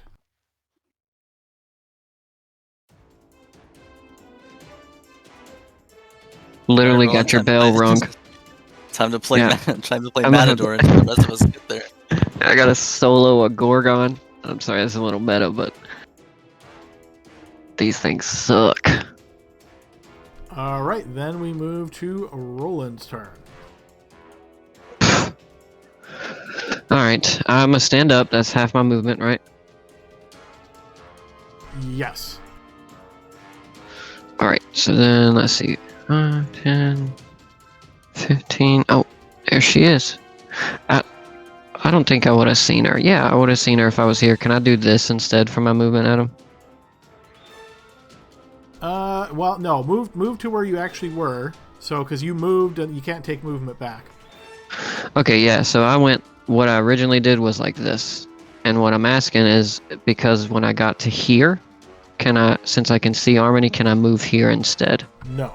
And the reason I say that is that because you already moved to the northwest, you got the advantage of seeing what you can see from that vantage point, so you can't take that back.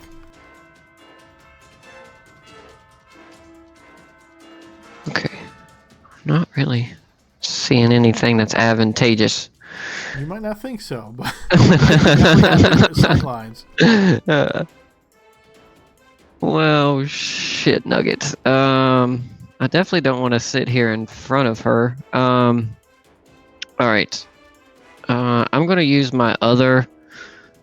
Let me just read something real quick. Sure, yeah. And just as a reminder, if you want, you can always move just one square at a time with the keys on your keyboard. That might make it easier for you in those situations. Yeah, I know.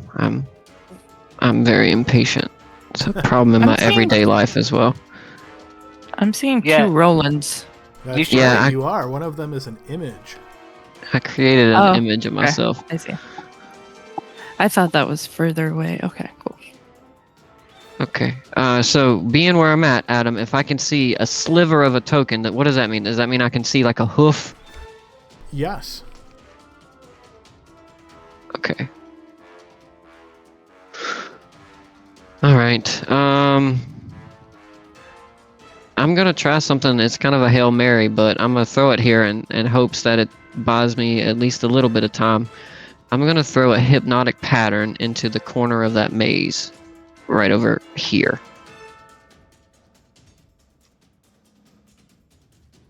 Like the corner of the cube here. That one actually is also on Smart AoE, so go ahead and use that, and we can see exactly where you're targeting. Perfect. All right.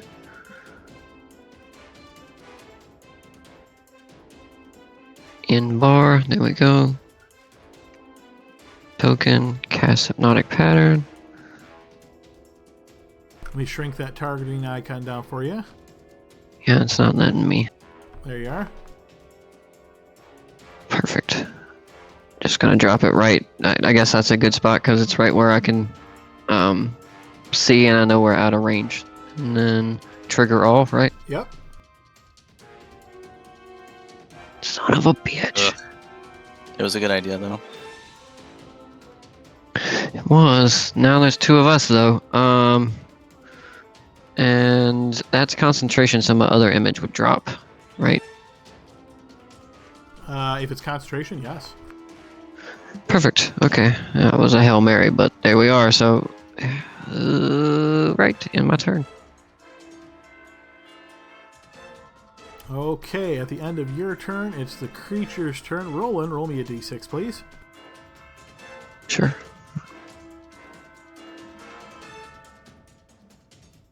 Flash of Genius, -4. Yeah, good try there. You will hear the stomping of hooves as the creature gets closer and once again is going to usher forth this petrifying breath. I will need you to give me a Constitution saving throw, Roland. I think Harmony will auto-fail this. Let me double check. Perfect. I'm a reaction hero point again because I need to.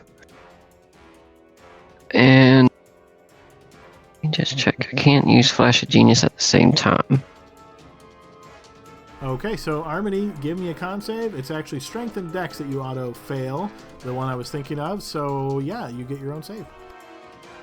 All right, so that's going to be a 20 for you, so you will succeed. Harmony, you will fail. You are restrained as your body starts to turn to stone.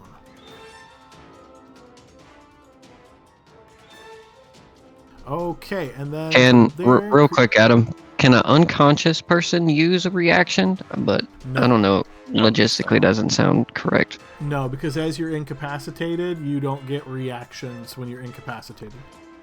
Okay, so that's the creature's turn. It then moves. We move to Harmony's turn. She can't do anything. She's not making death saves. So end of your turn, Harmony. I need another Constitution saving throw. All right, you will succeed on that save. No longer restrained. You are able to shake that off. And we move to the next round. Okay, so we're currently on round 4. All right, and it's at this time that rest of the team, as you pushed through the hedge, you find yourselves suddenly here. Gorgon, spread out! It's gonna kill us all! I'm going to add you guys to initiative. All right, you guys are now in the initiative, but as we are where we are here, I'm going to go ahead and say let's take our 15-minute break, and we will pick up on the other side, folks. All right. Alrighty, we are back in the second half of our session here, right in the middle of a combat with a terrifying opponent. Let's go ahead and jump back into it, folks.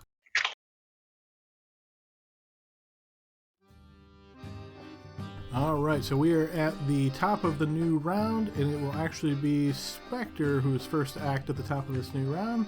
Spectre, take it away. As I see him come in at him, I'm just gonna very quickly look and say, monster coming through the hedges. Everybody spread out. Watch its breath. Spread out. I was muted. Which way did it go? I don't remember. Nice. I was just being honest. I wasn't gonna guess for you. Well, I can't see anything, so I will start moving. 5, 10. I see that Harmony is down. You do. Okay. According to my character sheet, I have a potion of healing and a good berry, which I assume is hers, on my belt. So with one hand on my bow and the other hand on the berry, I will step 15, total of 15 feet here, and administer the good berry to her as my action. Okay, Harmony, you will restore 4 HP, so you are currently prone. Thanks, girlfriend. And then I still... Well, it doesn't matter because I just gave up my action, so... 20, 25, 30, 35, 40. I still don't see anything. So...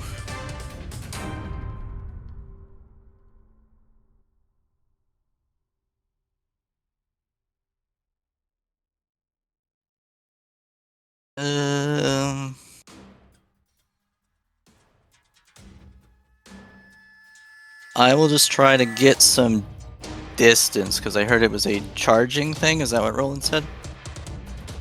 Yes, yeah. He said it comes in and out of the hedges, essentially. Okay, well, I don't know where it is, so...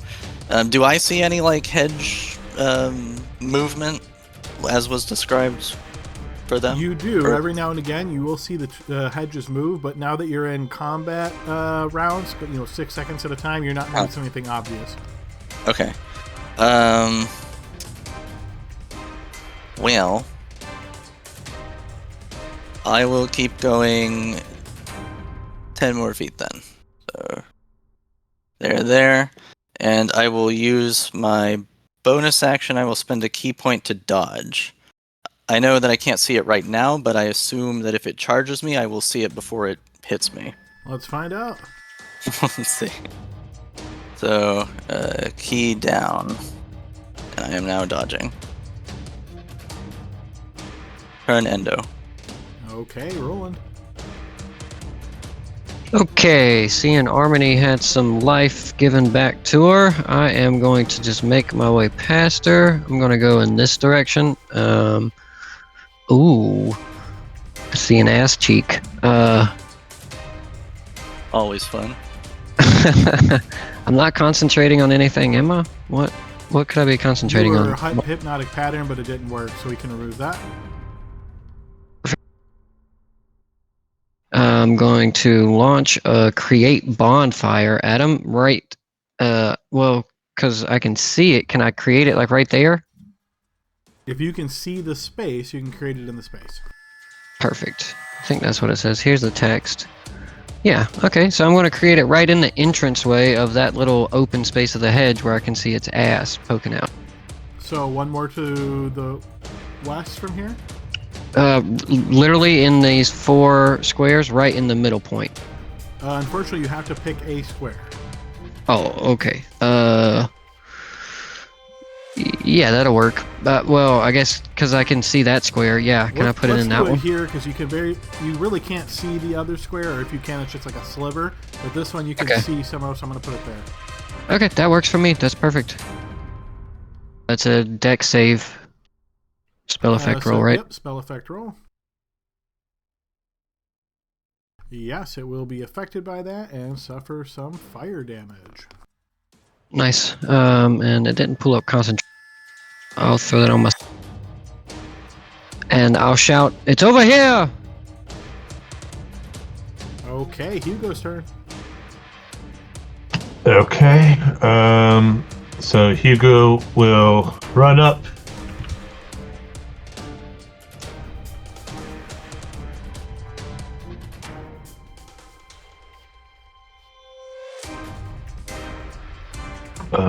He'll get to here.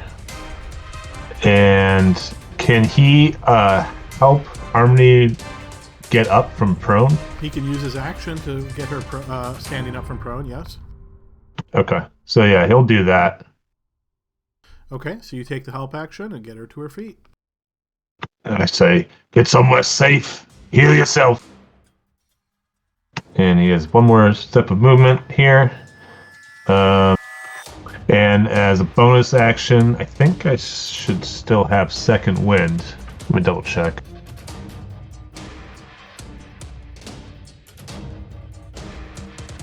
Yeah, he's going to second wind.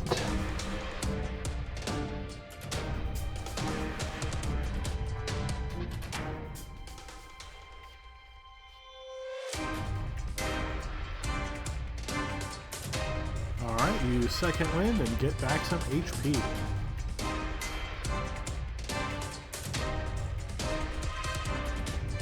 Okay, Kurtu's turn. Alright, I throw a healing potion at Harmony's feet. It shatters. Did you get me too? It shatters. It shatters and heals everyone in the area. Alright, I'm gonna go ahead and I'm gonna go up.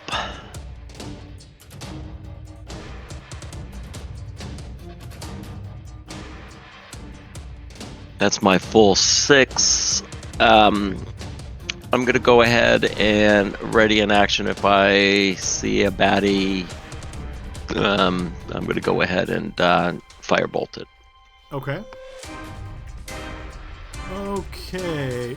Kurtu, roll me a 1d6, please. God. Well, that's good. That's Bill's rules. Yes. Let's do it. That's the Easiest old Bill, game people. ever. I'm gooder now. That's what we want. Okay, so the creature will move to here and then turn and charge right towards Roland. So Roland, I will need a defense roll from you, please. Does the bonfire hit it again because it went through? No, not until I think it ends its turn there, I believe. First time on a turn, or ends its Moves turn into there. the bonfire space for the first time. So if it moved out and then back in, it should burn again. It didn't move back in. Okay. Well, you son of a bitch. That's what he says in his mind as it's running to him, and it's a strength saving throw. Nope, it's just a defense roll at this point. Okie dokie. Okay, and the creature will manage to smash into you, and as it does so, it is going to deal 19 points of piercing damage. Then I will need a strength saving throw.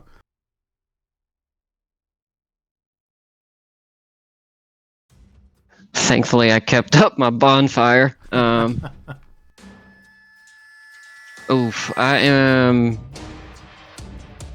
Phew, I should have said it beforehand. I was going to say I was going to use my reaction for hero point, but never mind. It's all good. I'll just fall over. Alright, it knocks you prone, and then that means it will follow up with a hoof attack.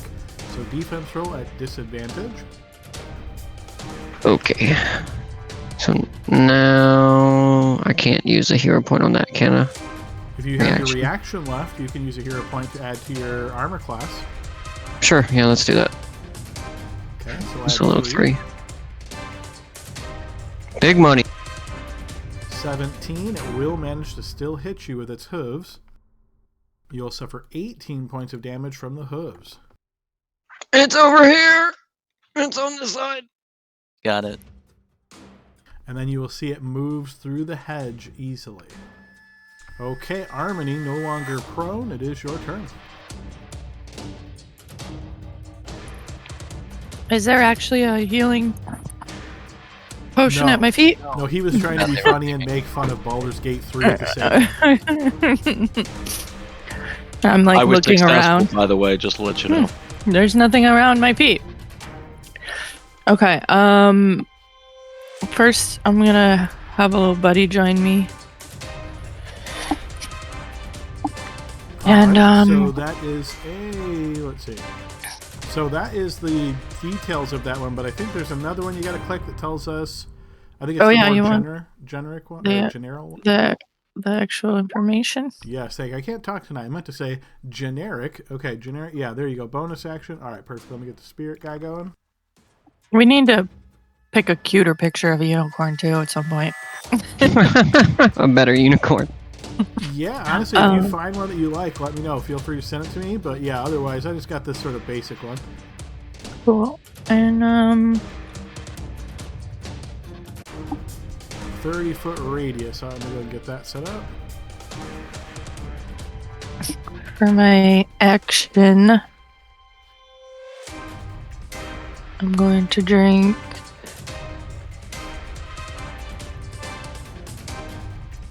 a potion of greater healing. Okay.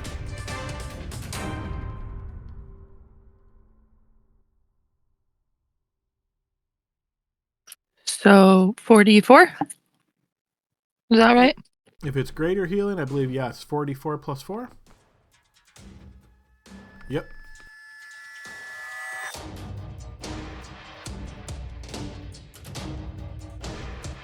Okay, so you will Okay, so restore 14. 14.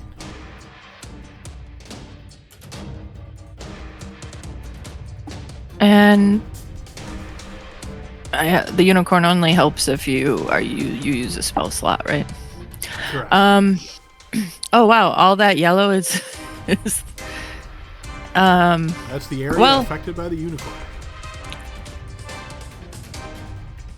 yeah, I wasn't watching. Well, I guess I wasn't very conscious, so I don't know where everyone is. So I'll just keep it near me. Okay. All right, Gale's turn. Okay, so I see something, so I'm going to move first.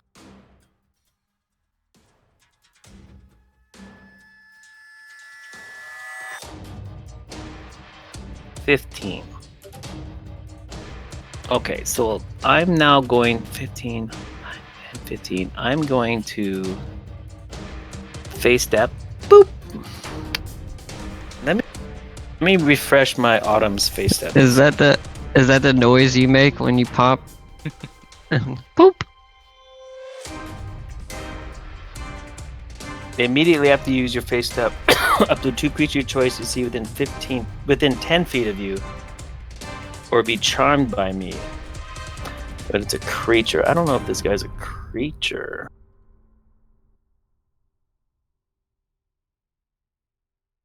Okay, well, anyway, I'm going to go within 10. 5, 10, 15. No, I moved 15 so far.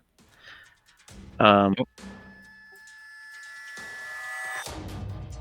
go 25. Excuse me, Armini. Thank you. I'm going to face to here. Boom. And I'm going to have him do a wisdom saving throw or be charmed by me. Go ahead and post that one for me. I'm reading it from a book because I'm old and I have lots of books. But it's Autumn Face Step.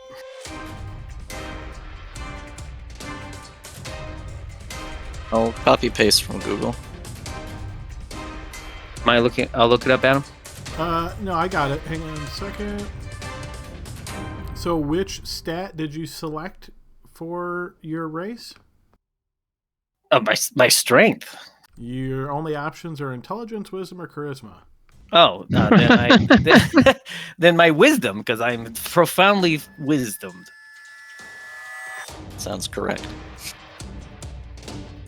Common Shows as a the second intelligence language. isn't high. Some things get lost in translation, guys. Okay. Okay, so essentially this is the same as a spell effect roll using your wisdom. So give me just roll wisdom, and then we'll add your proficiency bonus to this.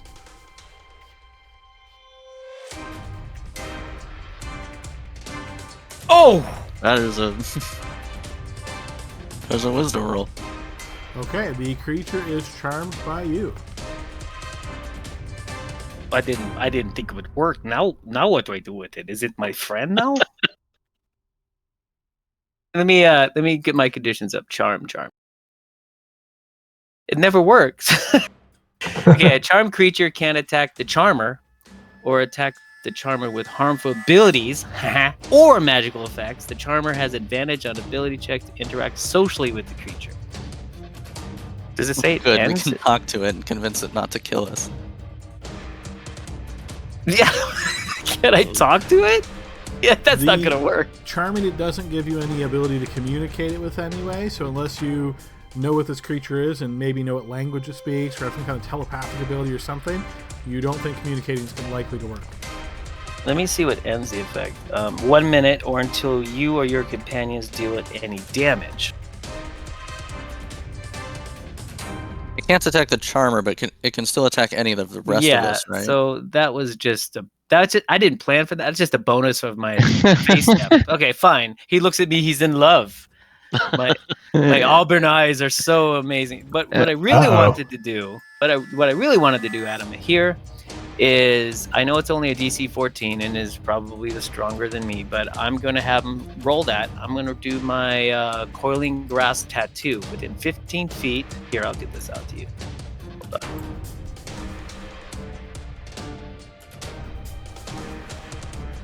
It doesn't say anything about size or anything like that. But it I does feel say like if it's creature. friendly to you, it'll let you reach out and pet it. Yeah. with his giant necrotic arm. Okay, so yes, so this is a static value. So roll me a d20, please.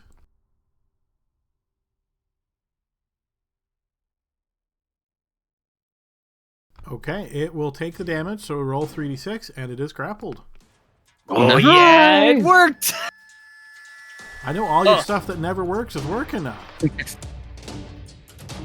Alright, so the creature is wounded, you've wounded it, so it is no longer charmed, but it is now grappled by you. So these tattoos come out of my sword arm and just black tentacles wrap around the creature's legs. And I've got them! It worked! The tattoo worked! He's over here! Bonus action used. That's it, guys. Alright, kill him. I'll do my best. Alright, Spectre. Alright, did I hear the direction that Gale was shouting? Vaguely southish, west, east, south, something? Southwest? Yeah, I'm gonna need something a little more specific than that, I think. No, that was my way of saying not really. Oh, okay. Even with 21? Okay, well, whatever. I'll look for him then. Magic wizard hedge maze. Yeah, you guys were fighting Sure. like 30 feet away from me I before. saw Gale run this way, though, so I'm gonna try to poke around the corner here and see what I can see. 5, 10, 15, 20... You see a bonfire. Motherfucker. 25, 30, 35, 40... Fuck, where'd he go? Roland, He hit me in the chest and ran over me. Roland, where did Gale go? I don't know. I can't breathe. Fuck. So bonus action dash. 5, 10, 15. Nope, not this way. Hugo can see me. Oh, then Hugo's over here. I feel like you guys are getting a lot of movement out of this actions here.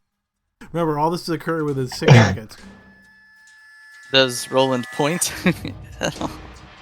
I mean, yeah, he points over his head, you know. He ran over him, like it came from your direction where the bonfire was, ran over him and went through the hedge, and then that's where he lost him. This way, okay. Yeah, I couldn't see anything after that.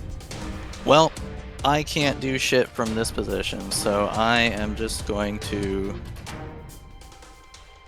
pop farther back. Actually, took me 15 to get here from the dash, so I am going to go 20, 25, 30, 35, 40. Try to put this bonfire in the direction between me and where Roland pointed to deter it from charging in this direction. Okay. And then I still have my action. I will dodge.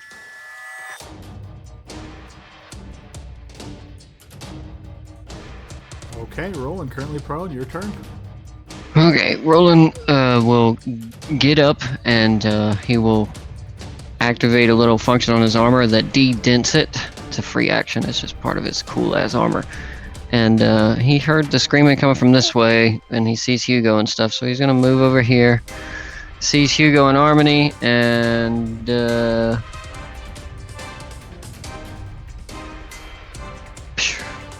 Let's do my free casting of this, Adam.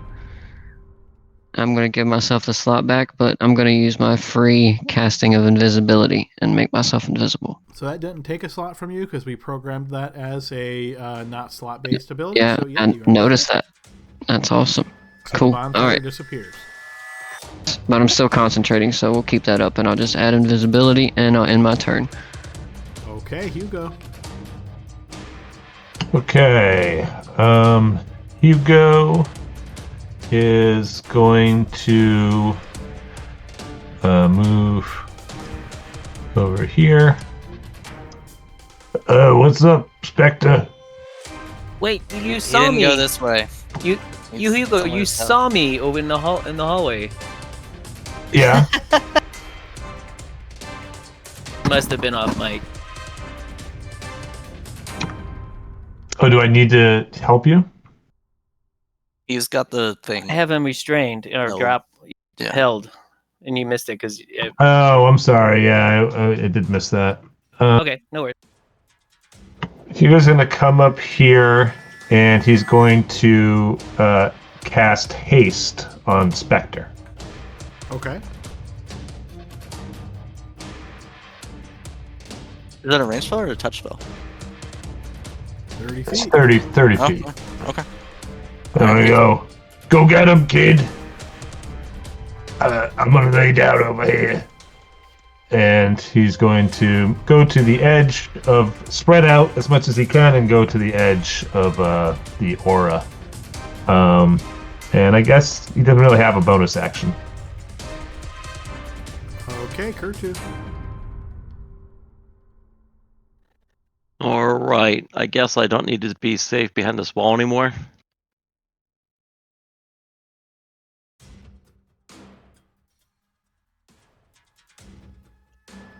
I'm not really sure which way to go. That's 2.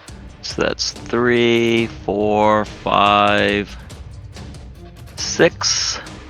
And then I pet the unicorn as I pass by. I'm going to go ahead and dodge. I'm going to go ahead and dash. Okay.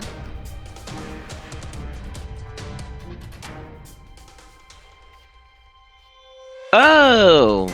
You find the creature as you notice Gale standing here with his spectral arms connected to the creature. Would I have seen that before I turned the corner, or? Yeah. I mean, yes, you would. No one saw my awesome tattoo shot. I mean, you described It's it a and all literal that. maze. I described it. Yeah, so, and again, I guess I could repeat it, but yeah, I guess since he said he described it and told you exactly what it looked like, I assumed you guys heard that. Yeah, I didn't know it was still attached to him. I mean, I knew it had hit him, but yeah. Yes. So. All right, so I would just go ahead and stop there then, Adam. Okay. And I already took my action, and actually, I can go ahead and use a bonus action, so I'll go ahead and do that. I'll go ahead and use Quicken Spell.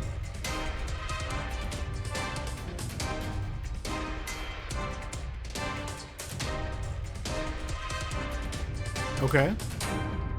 And I'll Firebolt him. That will miss.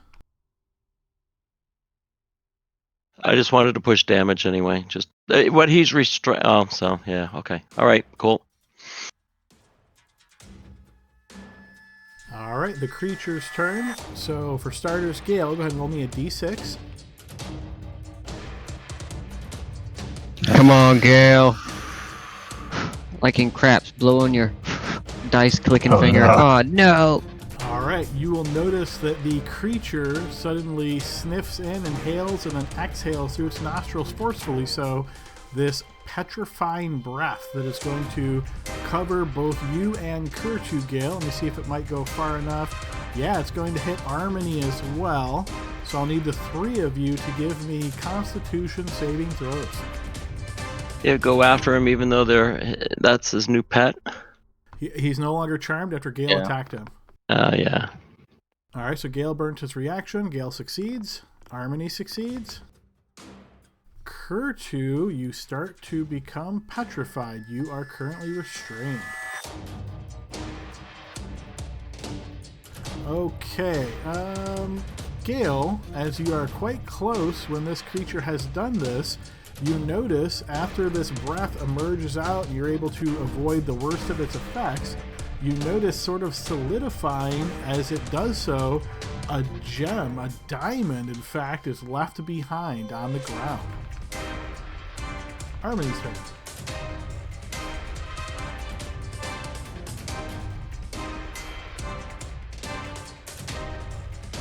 Okay. Harmony is trying to figure out where everybody is. Got You guys heard three. me yelling. And that would be from this direction, perhaps? Do you see me? I see you. Oh, is that Gale? Well, just remember, we just had the breath weapon come that direction too. So It's not this direction Ooh. already. Ooh. From here, I can see 4 people. Nice. I think I like it right there.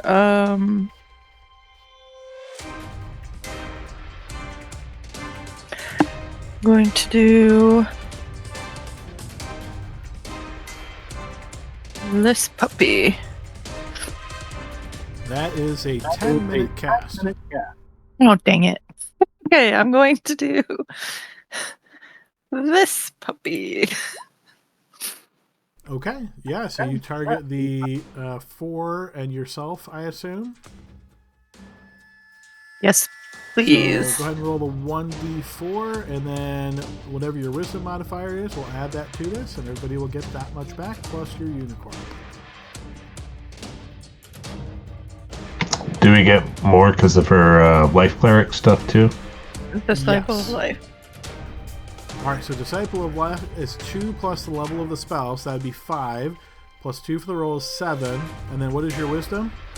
3. So 10 back to each of you. And then I'm checking the specifics of the unicorn thing.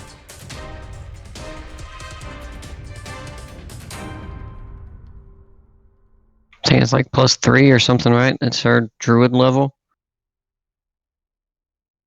Yeah, so each character also regains hit points equal to your druid level. Your druid level is 3, so each of you will get another 3 on top of that.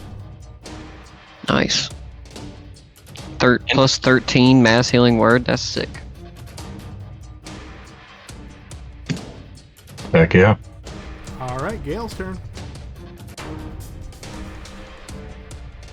Yeah, hold on. I'm thinking here.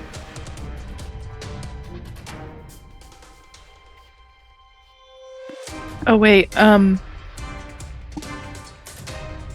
also have this. Yep, yeah, we already applied that. Oh, okay. I just wanted to make sure. Cool, thanks. Oh, I'm sorry. No, that's the one that heals just you. Yeah, so I guess give yourself another 5. Cool, thank you. Yep, yeah. Okay, so now where's the diamond that I saw shining on ground? It's right to your northeast. Okay. So I'm going to be tempted to not attack him then, and take an action to pick it up. Or would that be a free action? What do you have in your hands currently? A sword and a shield. So, how would you like to pick it up? His teeth. Yeah, I was about to say with his mouth. Can I free action kick it towards the unicorn? I mean, you can try, but I mean, stepping into the square, turning your back to the creature, and then trying to kick the gem to the west. Yeah, but I would say it's the creature's going to get an opportunity attack if you do that. So my plan would be to step. I'm not going to do it yet, but step here, kick the diamond towards the unicorn, and then attack the Gorgon. Right, but as you kick it, then the creature would attack you first. Oh, that's no good. Well, since no one is happy to go after him, I'm going to move here and yell, "There's a diamond! Guys, I'm over here. I have him pinned. There's a diamond over here in the hallway. Someone needs to pick it up. The Kurtu is turning into a stone." Okay, now I'm going to hit this guy. Okay. And I feel like I've used my reaction already, so I can't do a hero point. You get your reaction back at the beginning of your turn, so unless you've somehow used it between your start of your turn and right now. And your hero point on your turn doesn't cost your reaction either. Yeah, it's true. Boom. He's not the dragon, to be clear. He is not. That will hit. Okay, fine. Now that he's grappled, I'm also going to go roll damage. Oh my god, weak. Then I am going to trip him. He is not tripped. I barely touched him. Okay, and then I'm going to attack again. Oof. That will miss. Okay, so then that's fine. So then I am going to stay there. He's grappled! You hear my voice? Okay, Spectre's turn. All right. Is it still the same situation? I can't pinpoint where Gale's at. Southish? I'll start moving south. 5, 10, 15. Hugo, did you say Gale? It's over this way. He's on the other side of this hedge here. 20, 25, 30. And you're fast. Go get him. 25. Oh shit. Is there enough hedge in between me that he can't hit me from here, or can he hit me from here? Hard to say.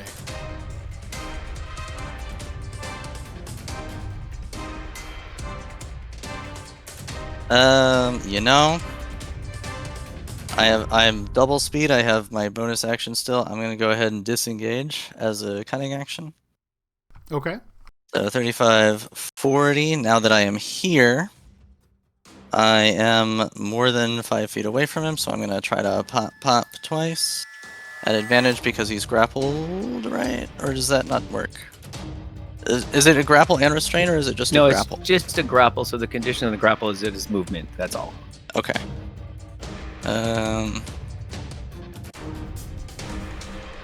How many hero points do I have? A lot. So I will hero point the first shot.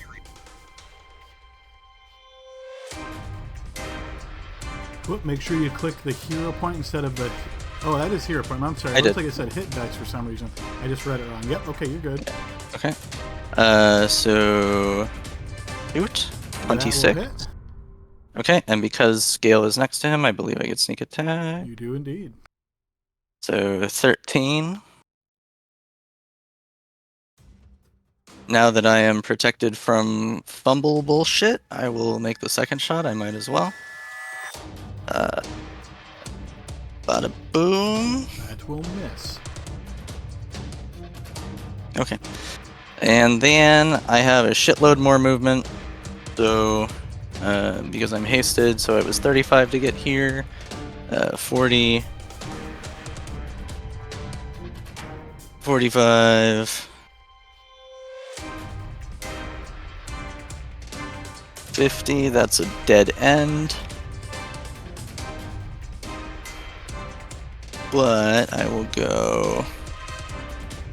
Because if it aims its breath this direction, then it's not hitting anyone else. So I will go around the corner here. So 60, 65, 70, 75, 80.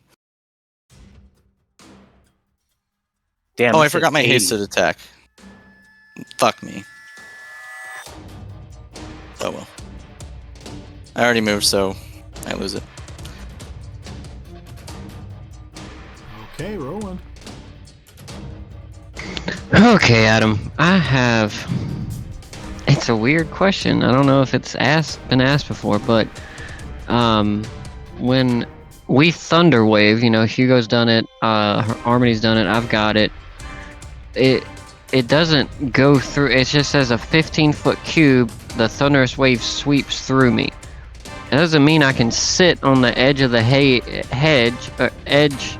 Well, that's edge of the hedge, and try to thunder wave through it, can I? You can try. You're not sure if the thunder wave will penetrate through the hedge or not. Okay.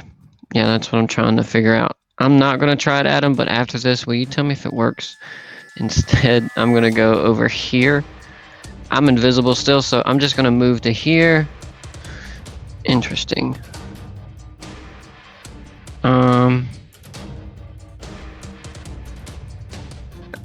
I didn't know that's where it was. I could see it from here. Can I read something real quick about my lightning gauntlets? Okay. It says it counts as a simple ranged weapon. So as a ranged weapon, how much of its token do I need to see to make an attack? If you don't have a good line of sight, it would get cover. If you're going through a target of your player character, that would also grant cover. Okay, so let's do this. I'm going to go to here, and I'm going to take 2 of my lightning gauntlet shots at it. It'll break my invisibility, but that's okay. So you guys see Roland come up, and his right arm, he's not carrying that familiar spear that he usually has because it got burned away in that fire.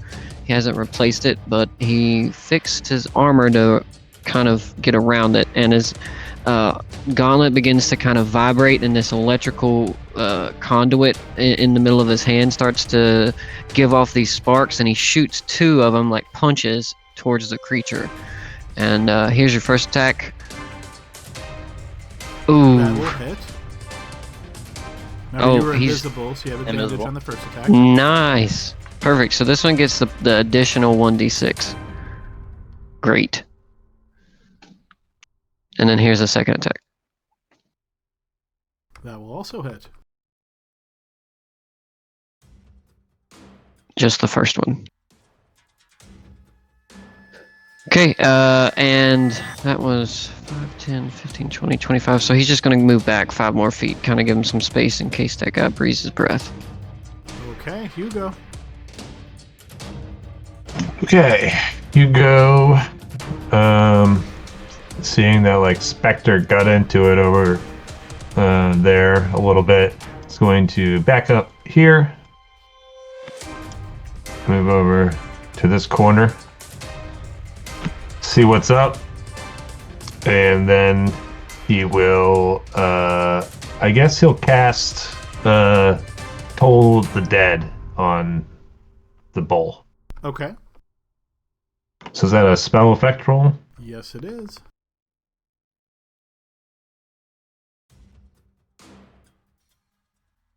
That will indeed fully affect it. Yeah, go ahead and post damage. Shit.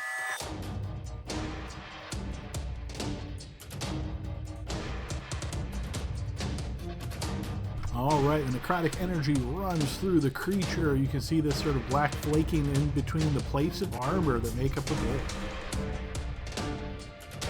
Okay. And he will retreat back again to the safety of the aura. And that is the end of his turn. Okay, Kurtu, your turn. Currently restrained as your legs are turning to stone. Can I try to break out of it? Is that a thing for this particular one? There's nothing that seems obvious to you that would allow you to try to break free from this just as like an action. You're thinking this probably needs some kind of magic or something to break free of. Yeah.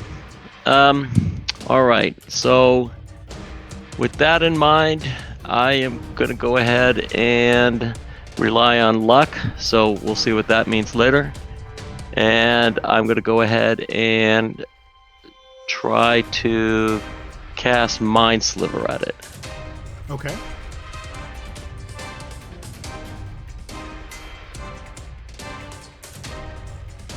So my DC, I think my DC is a 16. Spell effect roll, please. Yeah. Yes, your Mind Sliver will affect it. Oh my goodness. All right. Wow. So, Yeah, it must have really bad intelligence. well, I just figured whatever next saving throw it gets a minus on that. So. And Adam, that'll end my turn. Do I do a con save? Yes, when you end your save, con save, please. It's his turn, so he can use a hero point if he wants. Yeah, and Adam, I'm also going to pump a Flash of Genius into him because I see it coming over him, and I'm going to, from behind him, kind of see if I can boost his ability to get through it. Post Flash of Genius text for me first. And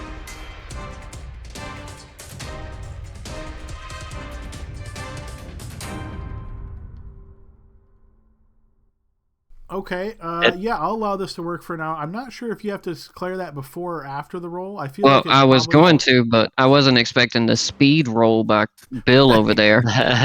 For now, we'll say that's fine. So that adds 4, right? It does, yeah. I'll go ahead and burn it. Okay. That's why I moved here specifically, so because in my mind that was my whole plan. Okay, so yes, you're able to break free of this, Kurtu, as you notice that the stone on your legs fades away. Ah, my mind is so powerful. It did that by itself without any help or anything. That's Alright. probably literally what Flash of Genius makes you feel like, I would guess. Your ego I gets a huge was going to boost use out my of nowhere. I was going to use my inspiration, but that's all good though. So I appreciate it. At the beginning of the turn, those of you close by, so Kurtu, Gale, you notice the diamond on the ground dissipates into mist. And Gale, roll me a d6, please. All right, so the creature is going to attack. It goes after Kurtu. So Kurtu, I will need a defense roll, please. Always goes after the smart ones. This will be a critical hit against you, Kurtu. It fumbled. You fumbled for sure, so I will need a... Oh, wait a second. Inspiration, Adam. Alright, you burn your inspiration, reroll. Yeah, regardless. Yeah, see, thanks a lot, Dylan, because now that really helped me, right? You know? There we go, right? Hey, it's not a critical hit, whatever. You are struck Yeah, we'll by take this attack, and you will suffer 24 points of piercing damage. God. Okay, Arminy's turn. Harmony's like, hey guys, what's going on out here? Kurtu just got gored. I can't see Kurtu's health bar because of the lighting. Can it just be pulled down slightly real quickly? I just took 24 damage. That's Okay. I don't think it's over you Oh, at I can't all. see it at all. Yeah. yeah. That's all I had. Your last heal helped me out a lot. So Hugo, did you move outside of the aura? I'm still in here, baby. I love it. Are you sure? Because it looks like it ends here. Refresh or something, because I'm in there. I'm in it. Okay, I'll refresh. Is the... Okay. Alright, now I want a side mission of just Arminy and Hugo. Funny. I know this glow anywhere. Okay. I'm getting the graphics performance notification every time. That usually means you don't have hardware acceleration turned on. So if you don't, you'll probably want to do that. But that sounds like a problem for next week.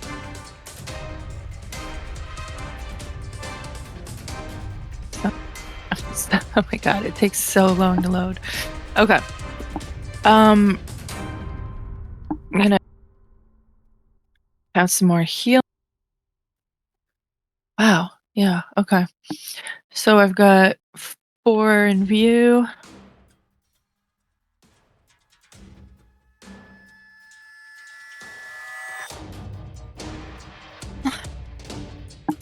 Now, if I use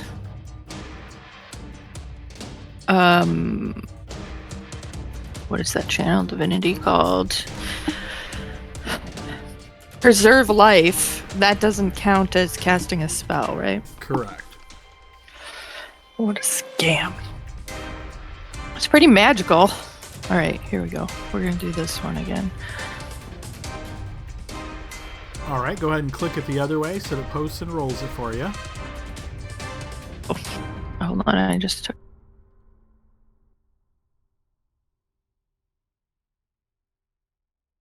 All right. Okay, so let's see. Disciple of Life will give you 3, and then 4 from the healing word itself is 7, and then in the aura it's 3 more, so that's 10. So everybody besides Spectre will get 10, and then Harmony, you'll get an additional 3, I think it is, from Blessed Healer.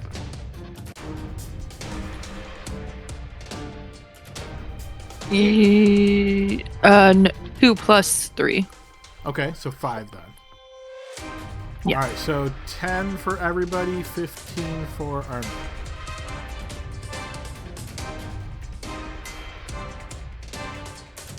I'm sorry, what? We all got healed? 10 for everybody. Harmony got 15. Spectre got nothing. You didn't have to say it like that. That hurts my feelings. I was just trying to make sure it was crystal clear. I'm having trouble seeing you. Explain that one, Hugo. What did I miss? One of them? Yeah, just because it's the 3rd level spell, 2 plus the level of the spell is what the Disciple of Life adds to it. Yes, good call. Okay, my bad. So it's 3. Oh, so 13 actually. Sorry. Yeah.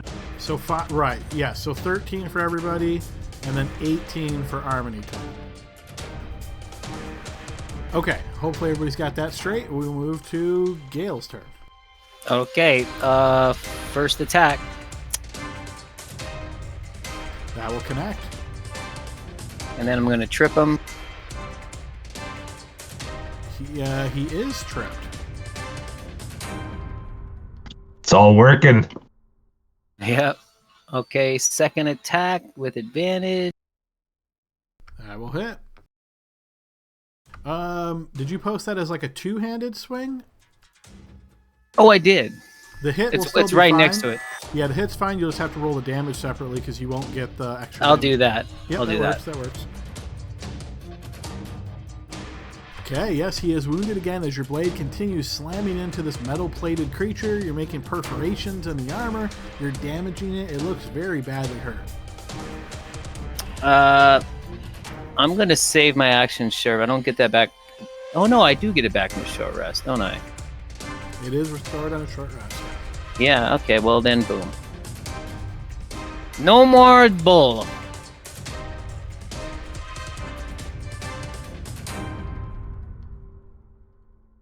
Maybe yes, not. That will hit it, and that will be enough to slay the creature. So as Nice. you slay the creature, you will notice it dissipates. There's nothing left remaining of it. Except the diamond that falls on the ground. Oh no. Oh, no diamond. Ugh. We might have to fight this thing again. Well, then we should move, right? I think there's a way up this way. Are we out of combat? Can we move our You tokens are, free? yeah. Everyone over here. Hugo, quickly drop your spell so I don't have to lose my turn when it spawns again. Oh, okay. Hugo drops haste. So when I'm when lethargic we for 6 seconds and then I'm back, and I hope the thing doesn't fucking spawn right on top of me. when everyone gets here, he's gonna say, when Omni and I first got here, it came from like this direction, came through and to us. So let's go this direction. Well, we don't want to clump up. All right. Yeah, Well, move. then I'll go ahead and move forward. Let's go this way. I touch Hugo as he walks by and casts Luster Restoration. Okay. Oh, And oh. which of those are you choosing to end? He's diseased, right? I'm poisoned. I feel poisoned. Poisoned.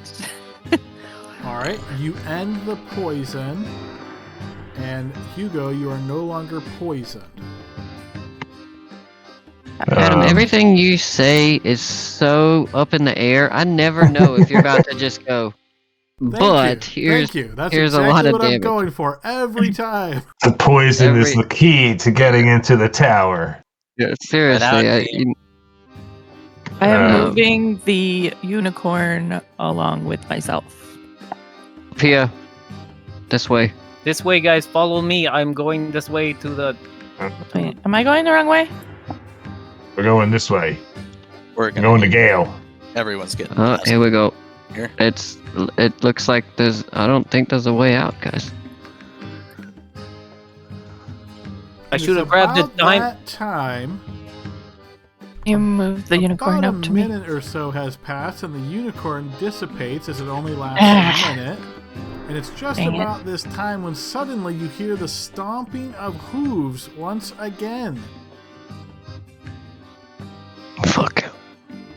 Next time, grab the diamond. Don't be a bully and just kill things. What diamond? What are you talking Yeah. about? Spectre, So yes, as the slamming of hooves rings out in a vaguely south-like direction from you, you are first to act. All right. Vaguely south-like. So I'm gonna go 5, 10, 15, 20, 25, 30, 35, 40, 45, 50. And I will bonus action dash. 1, 2, 3. Also known as 15. Put myself in this corner and tell people to fan out because it's coming from that way-ish. I point to the 3 characters who can currently see me. And remind me, does You somebody else point have to me. advantage on initiative? I thought we had 2 players that had something like that. yeah, I do. Let me do that. Because you Um, rolled terribly, so yeah, I thought it was you. So yeah, if you want to roll again. Oh, that'll Way definitely better. change So things. that'll be a 19. Yeah, no, never mind. It did it. I'm sorry. I'm stupid. No, you're good. You're good. All right, so that was your movement. Sorry, Spectre. Anything else your turn?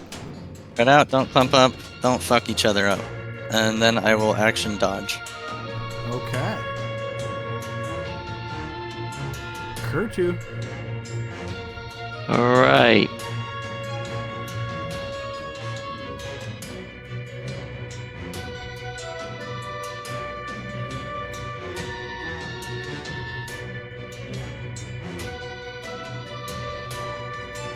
I'm gonna go here and I'll take the dodge action. Okay. Gale.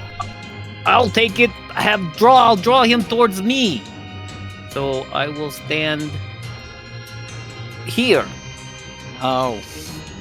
No, he will only hit me. And then I will happily. he's gonna breathe in this Take- direction. It's gonna Good, fuck- then I get the diamond. Okay, it's fine. Well, if I go any closer, Harmony dies. So anyway, somebody's going to get hit by this thing. I will go. Yeah, I'll go there, and I'm going to do a dodge in case the attacks. But I'm happy to get breathed on. Let's go, brother. Let's get that diamond. All right. And Hugo. Okay. Hugo will move here. Don't do it. Why doesn't anybody listen to me? They're all trying to take you out, Spectre. And he's going to stop Ro- here. Rolling waves from way down here. And he is going to ready in action to mage hand any diamond that comes out of any bowl that he sees.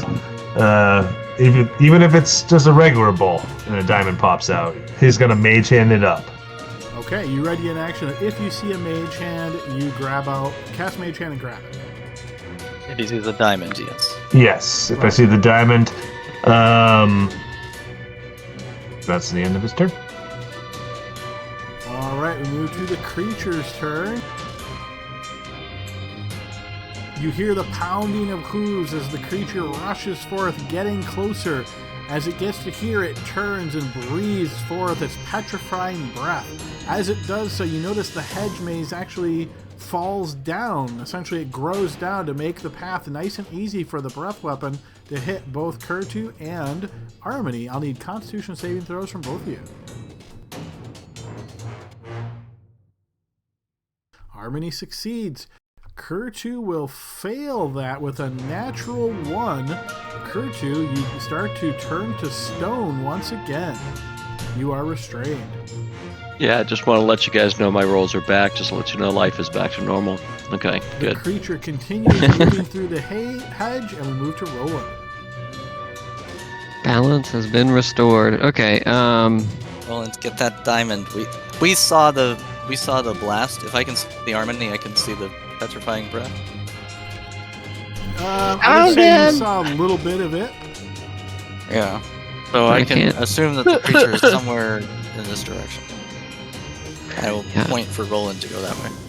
Well, yeah. Okay. Here's as far as I can go. And there we are. All right. Shit, Adam. I really don't have much in terms of stuff I can hold. I guess what I'll do is, I'll see, if it starts charging at me, I'll create a bonfire right in front of me. And I'll hold my action to do that. Action to cast a bonfire if you see the creature moving towards you.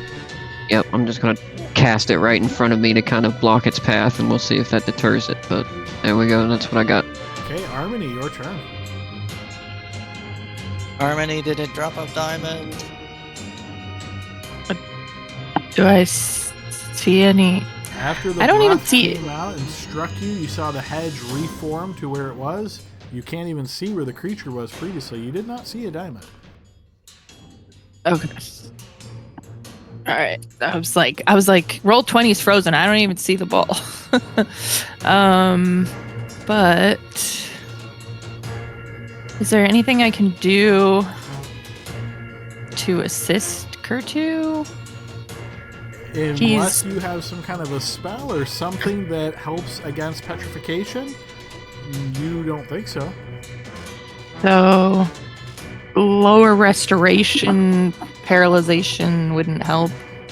Unless restoration says like it takes away the restrain, but that doesn't necessarily mean it takes away the actual condition. But yeah, Take the condition afflicting it. go ahead and post the text for me that real quick. Right, so it says the condition afflicting it, right, but you notice that none of those conditions says petrified. Well, hope you feel better soon. It's funny, it's because it is one of the items, it is my saving throw that I wrote, I can do really well on. I have really... Yeah, sorcerer. Yeah. I say, as soon as you turn to stone, I'll shape you into whatever you want to be shaped into. Okay, bye. I always wanted to be stone. That's great.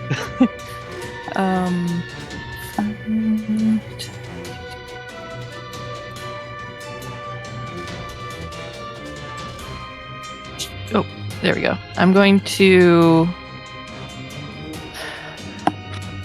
hold the, or I'm going to dodge. Okay, you dodge. Top of the round, Spectre. I see you're still concentrating on Hunter's Mark. Was this a short turn? Is this over now, or are you still concentrating on that? It lasts an hour. Has it been an hour? No, it has not. All right, we'll leave that on you. No reason to drop it. Right, yeah, your turn. 5, 10, This fucking maze, man. I'm not gonna be able to find it. But I will try. So 15, 20, 25, 30, 35, 40. I'll bonus action dash.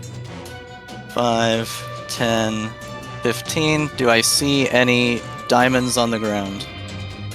So based on your passive perception, you do not. If you wish to use an action to actively look around, you can look around within, say, 10 feet of you in all directions.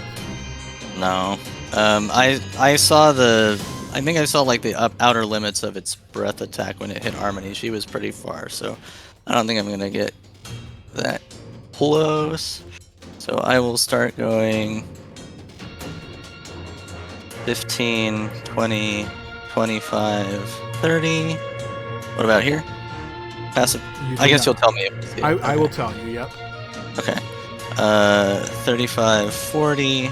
I'll use my action to dash. 5, 10, 15, 20. 25, 30. 35. Can I cut this corner or no? What, going west? Going southwest. No. 40. No diamond? Alright, as you end your movement here, you notice to your northeast, 10 feet away from you, on the ground, is a diamond. Okay.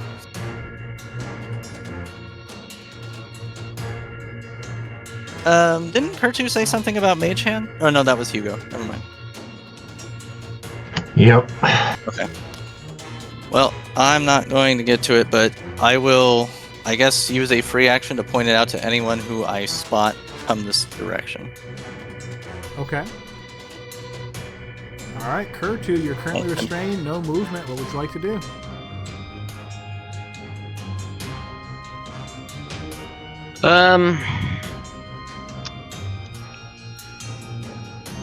You know what, Adam? Can I take a dodge action? You can, yeah. Actually, what I'll do instead is, if I see the creature, I'm going to go ahead and hold an action, shoot a firebolt at it. Okay. So that'll be my turn. So you ready in action to cast Firebolt if you see the creature. Ending your turn, you make the new save, and yes, that is successful. You are no longer restrained. Look, Bill.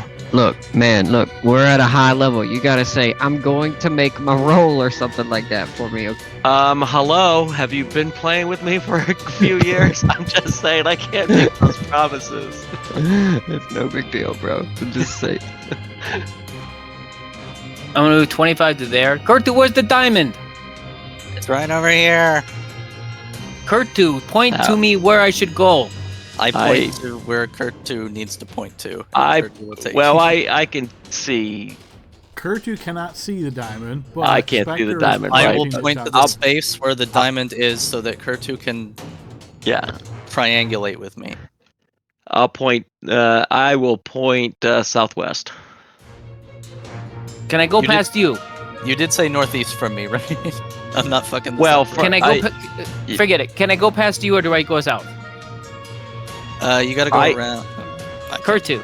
Kurtu. Right. I'm pointing southwest. You can see me, right? Yeah, but I'm saying, can I go past you, And I or feel do I like need this to is go? a lot of conversation. I for know, 6 but seconds.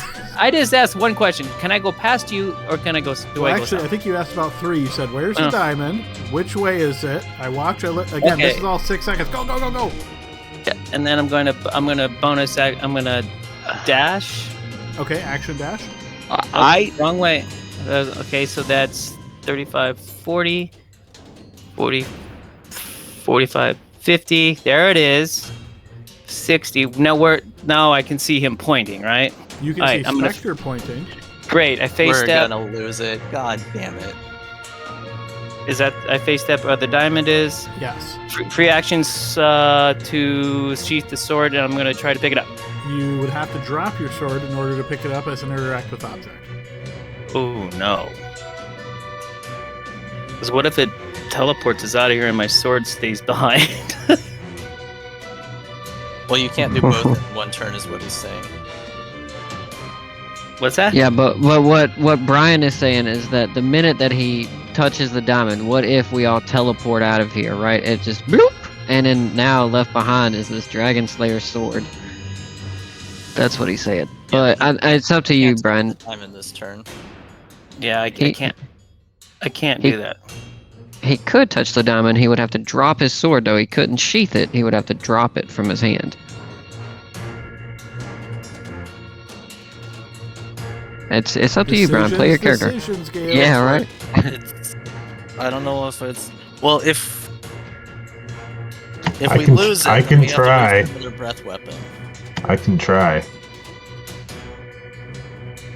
Okay, well, my only thought is to try the kick thing, but I don't see anyone after me who would be able to get it, because I think by his turn comes, it's going to disappear. I'm not dropping that sword, guys. There's no way. Okay. I bet that's what happened. Or he might... You know what?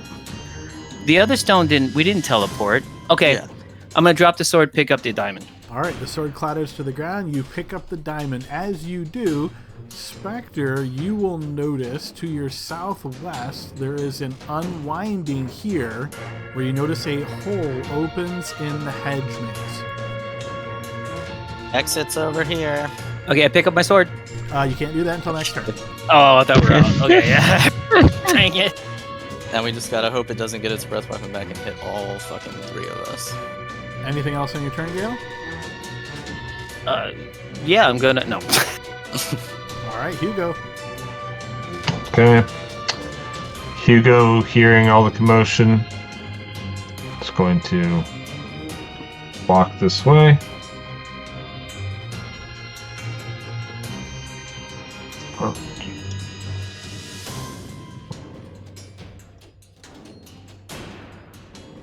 Okay.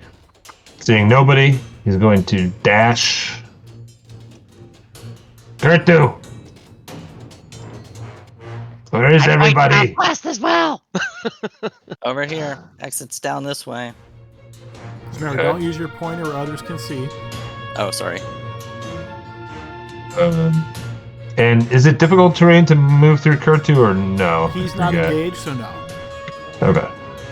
So he'll move this as far as he can get. Pick up my sword. Perfect line. Pick up your sword. There is a really nice looking sword right at Gale's feet at the moment. Don't mind if Gale, I do. His Hugo. facial expression is pure stress. Hugo picks it up and swings it around a little bit. And looks around for a diamond because he's not sure. He I doesn't have the know what diamond. happened. Gale has it in his hand and he's holding on to it very Ah. tightly. That's why I dropped the sword. I really hope it doesn't disappear. You gotta turn it back into coal, you know. So tight. That's how that works. And I guess he'll pick up the sword, and he will sheath. I guess he'll sheath the sword. So interact with object picks the sword up. Unless you have another action to use, which I don't think you do because you dashed, you'll have to keep it in hand. Okay. Oh yeah. Well, yeah. I'm not gonna spend my action surge on that. So yeah, he just holds the sword. He's like, look at me. That's the end of his turn. Okay, and now I really need someone who can roll high, so I'm going to pick on Bill. Roll me a 1d6, please. Fuck us up one time. Oh, There you look go. at that. He Yeah. is back. Easiest game of our lives. There it is. All right, so what do I have to roll my fumble on now? No, actually, that's the best you could have done there. So Yeah, that's fast. the creature is going to move and charge at Armony. So Armony, you notice the hedge sort of fades away as the creature charges towards you. As it does so, getting up next to you, I'll need a defense roll, please. I don't think that was the best he could have rolled. I did have dodge too. Okay, so you'll have advantage on this. Come on, Harmony. The creature manages to hit you with its gore. You will take 22 points of piercing damage, and then I will need a strength saving throw as it strikes into you. Goodness. The So creature violent. knocks you to the ground, so you are knocked prone. And because you are now prone, the creature is going to follow up with that with its hooves attack. Defense roll straight now because you're dodging, but you're also prone. This will hit as well for 17 points of bludgeoning damage. Okay, we move to Roland's turn. Is she alive or is she? Yeah, I was about to say, is I she? don't know. Can you see her? No. Kurtu points southwest. Thanks, man. Is that where the opening is now? Yeah. Southwest. All right. All right, Adam. I'm just gonna use my dash then, I suppose, and make my way this way. Keep going. Okay. That's all I got. In turn. Okay, Harmony currently prone, but alive. Your turn. What do you do? Hey. I stand up. Okay, spend half your movement, no longer prone.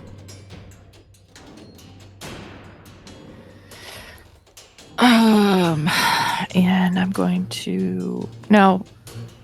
Primal Savagery would be a melee. Oh yeah, a melee Yes, attack. It would be, yep. You swing out, but due to having been knocked to the ground previously and being a little bit weary, you just miss.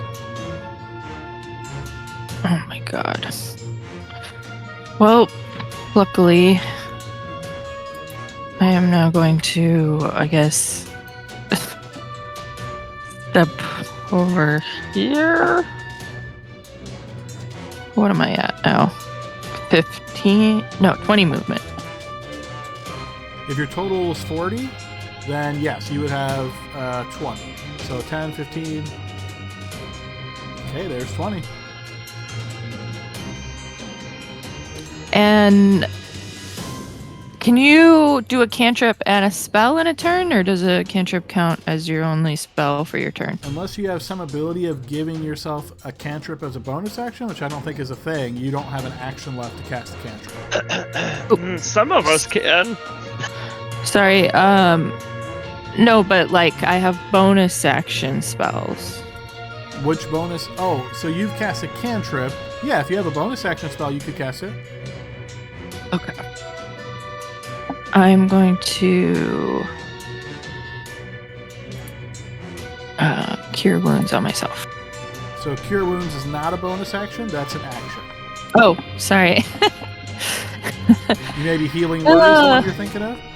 Yeah, sorry. It's literally any other healing spell. Yeah, I'll do Healing Word instead. Okay, so you cast Healing Word on yourself. That will give you 5 from the spell, plus 3 from Disciple of Life is 8. And then the other one gives you 2 plus the level of the spell. Blessed Healer, I think so. That's another 3. I think I got you at 11 total. Yep, there you go. So 11 HP back to you from that casting. Cool. Oh, actually, I'm sorry. Blessed Healer doesn't trigger on that one because that's only when you cast other people. Yeah, my bad. So just the 8 there. Okay, so we're at the top of the round. We are at the end of our session time here, guys. So let's go ahead and wrap it up here. Leave us on a little bit of a hedge maze. We can get out of here. Well, I think what's going to happen is some of you will get kind of close to out, but then the creature will get a turn. It might lock you guys in place. It's going to be, might be a little bit more time. So Hugo's got Dimension Door. He can grab Harmony. Everyone else can dash. maybe that'll I'm happen. not using Dimension Door again in this maze, I don't think. All right, It screwed me last time. we'll go ahead and pause it here, though, guys. But yeah, hope you enjoyed this session. We'll pick up again next week and continue as you guys make your way through Xonthal's Tower. So I hope everybody had a good time. See you all next week. Enjoy. Take it folks. easy, everybody. Good game, guys. Thank you. Bye.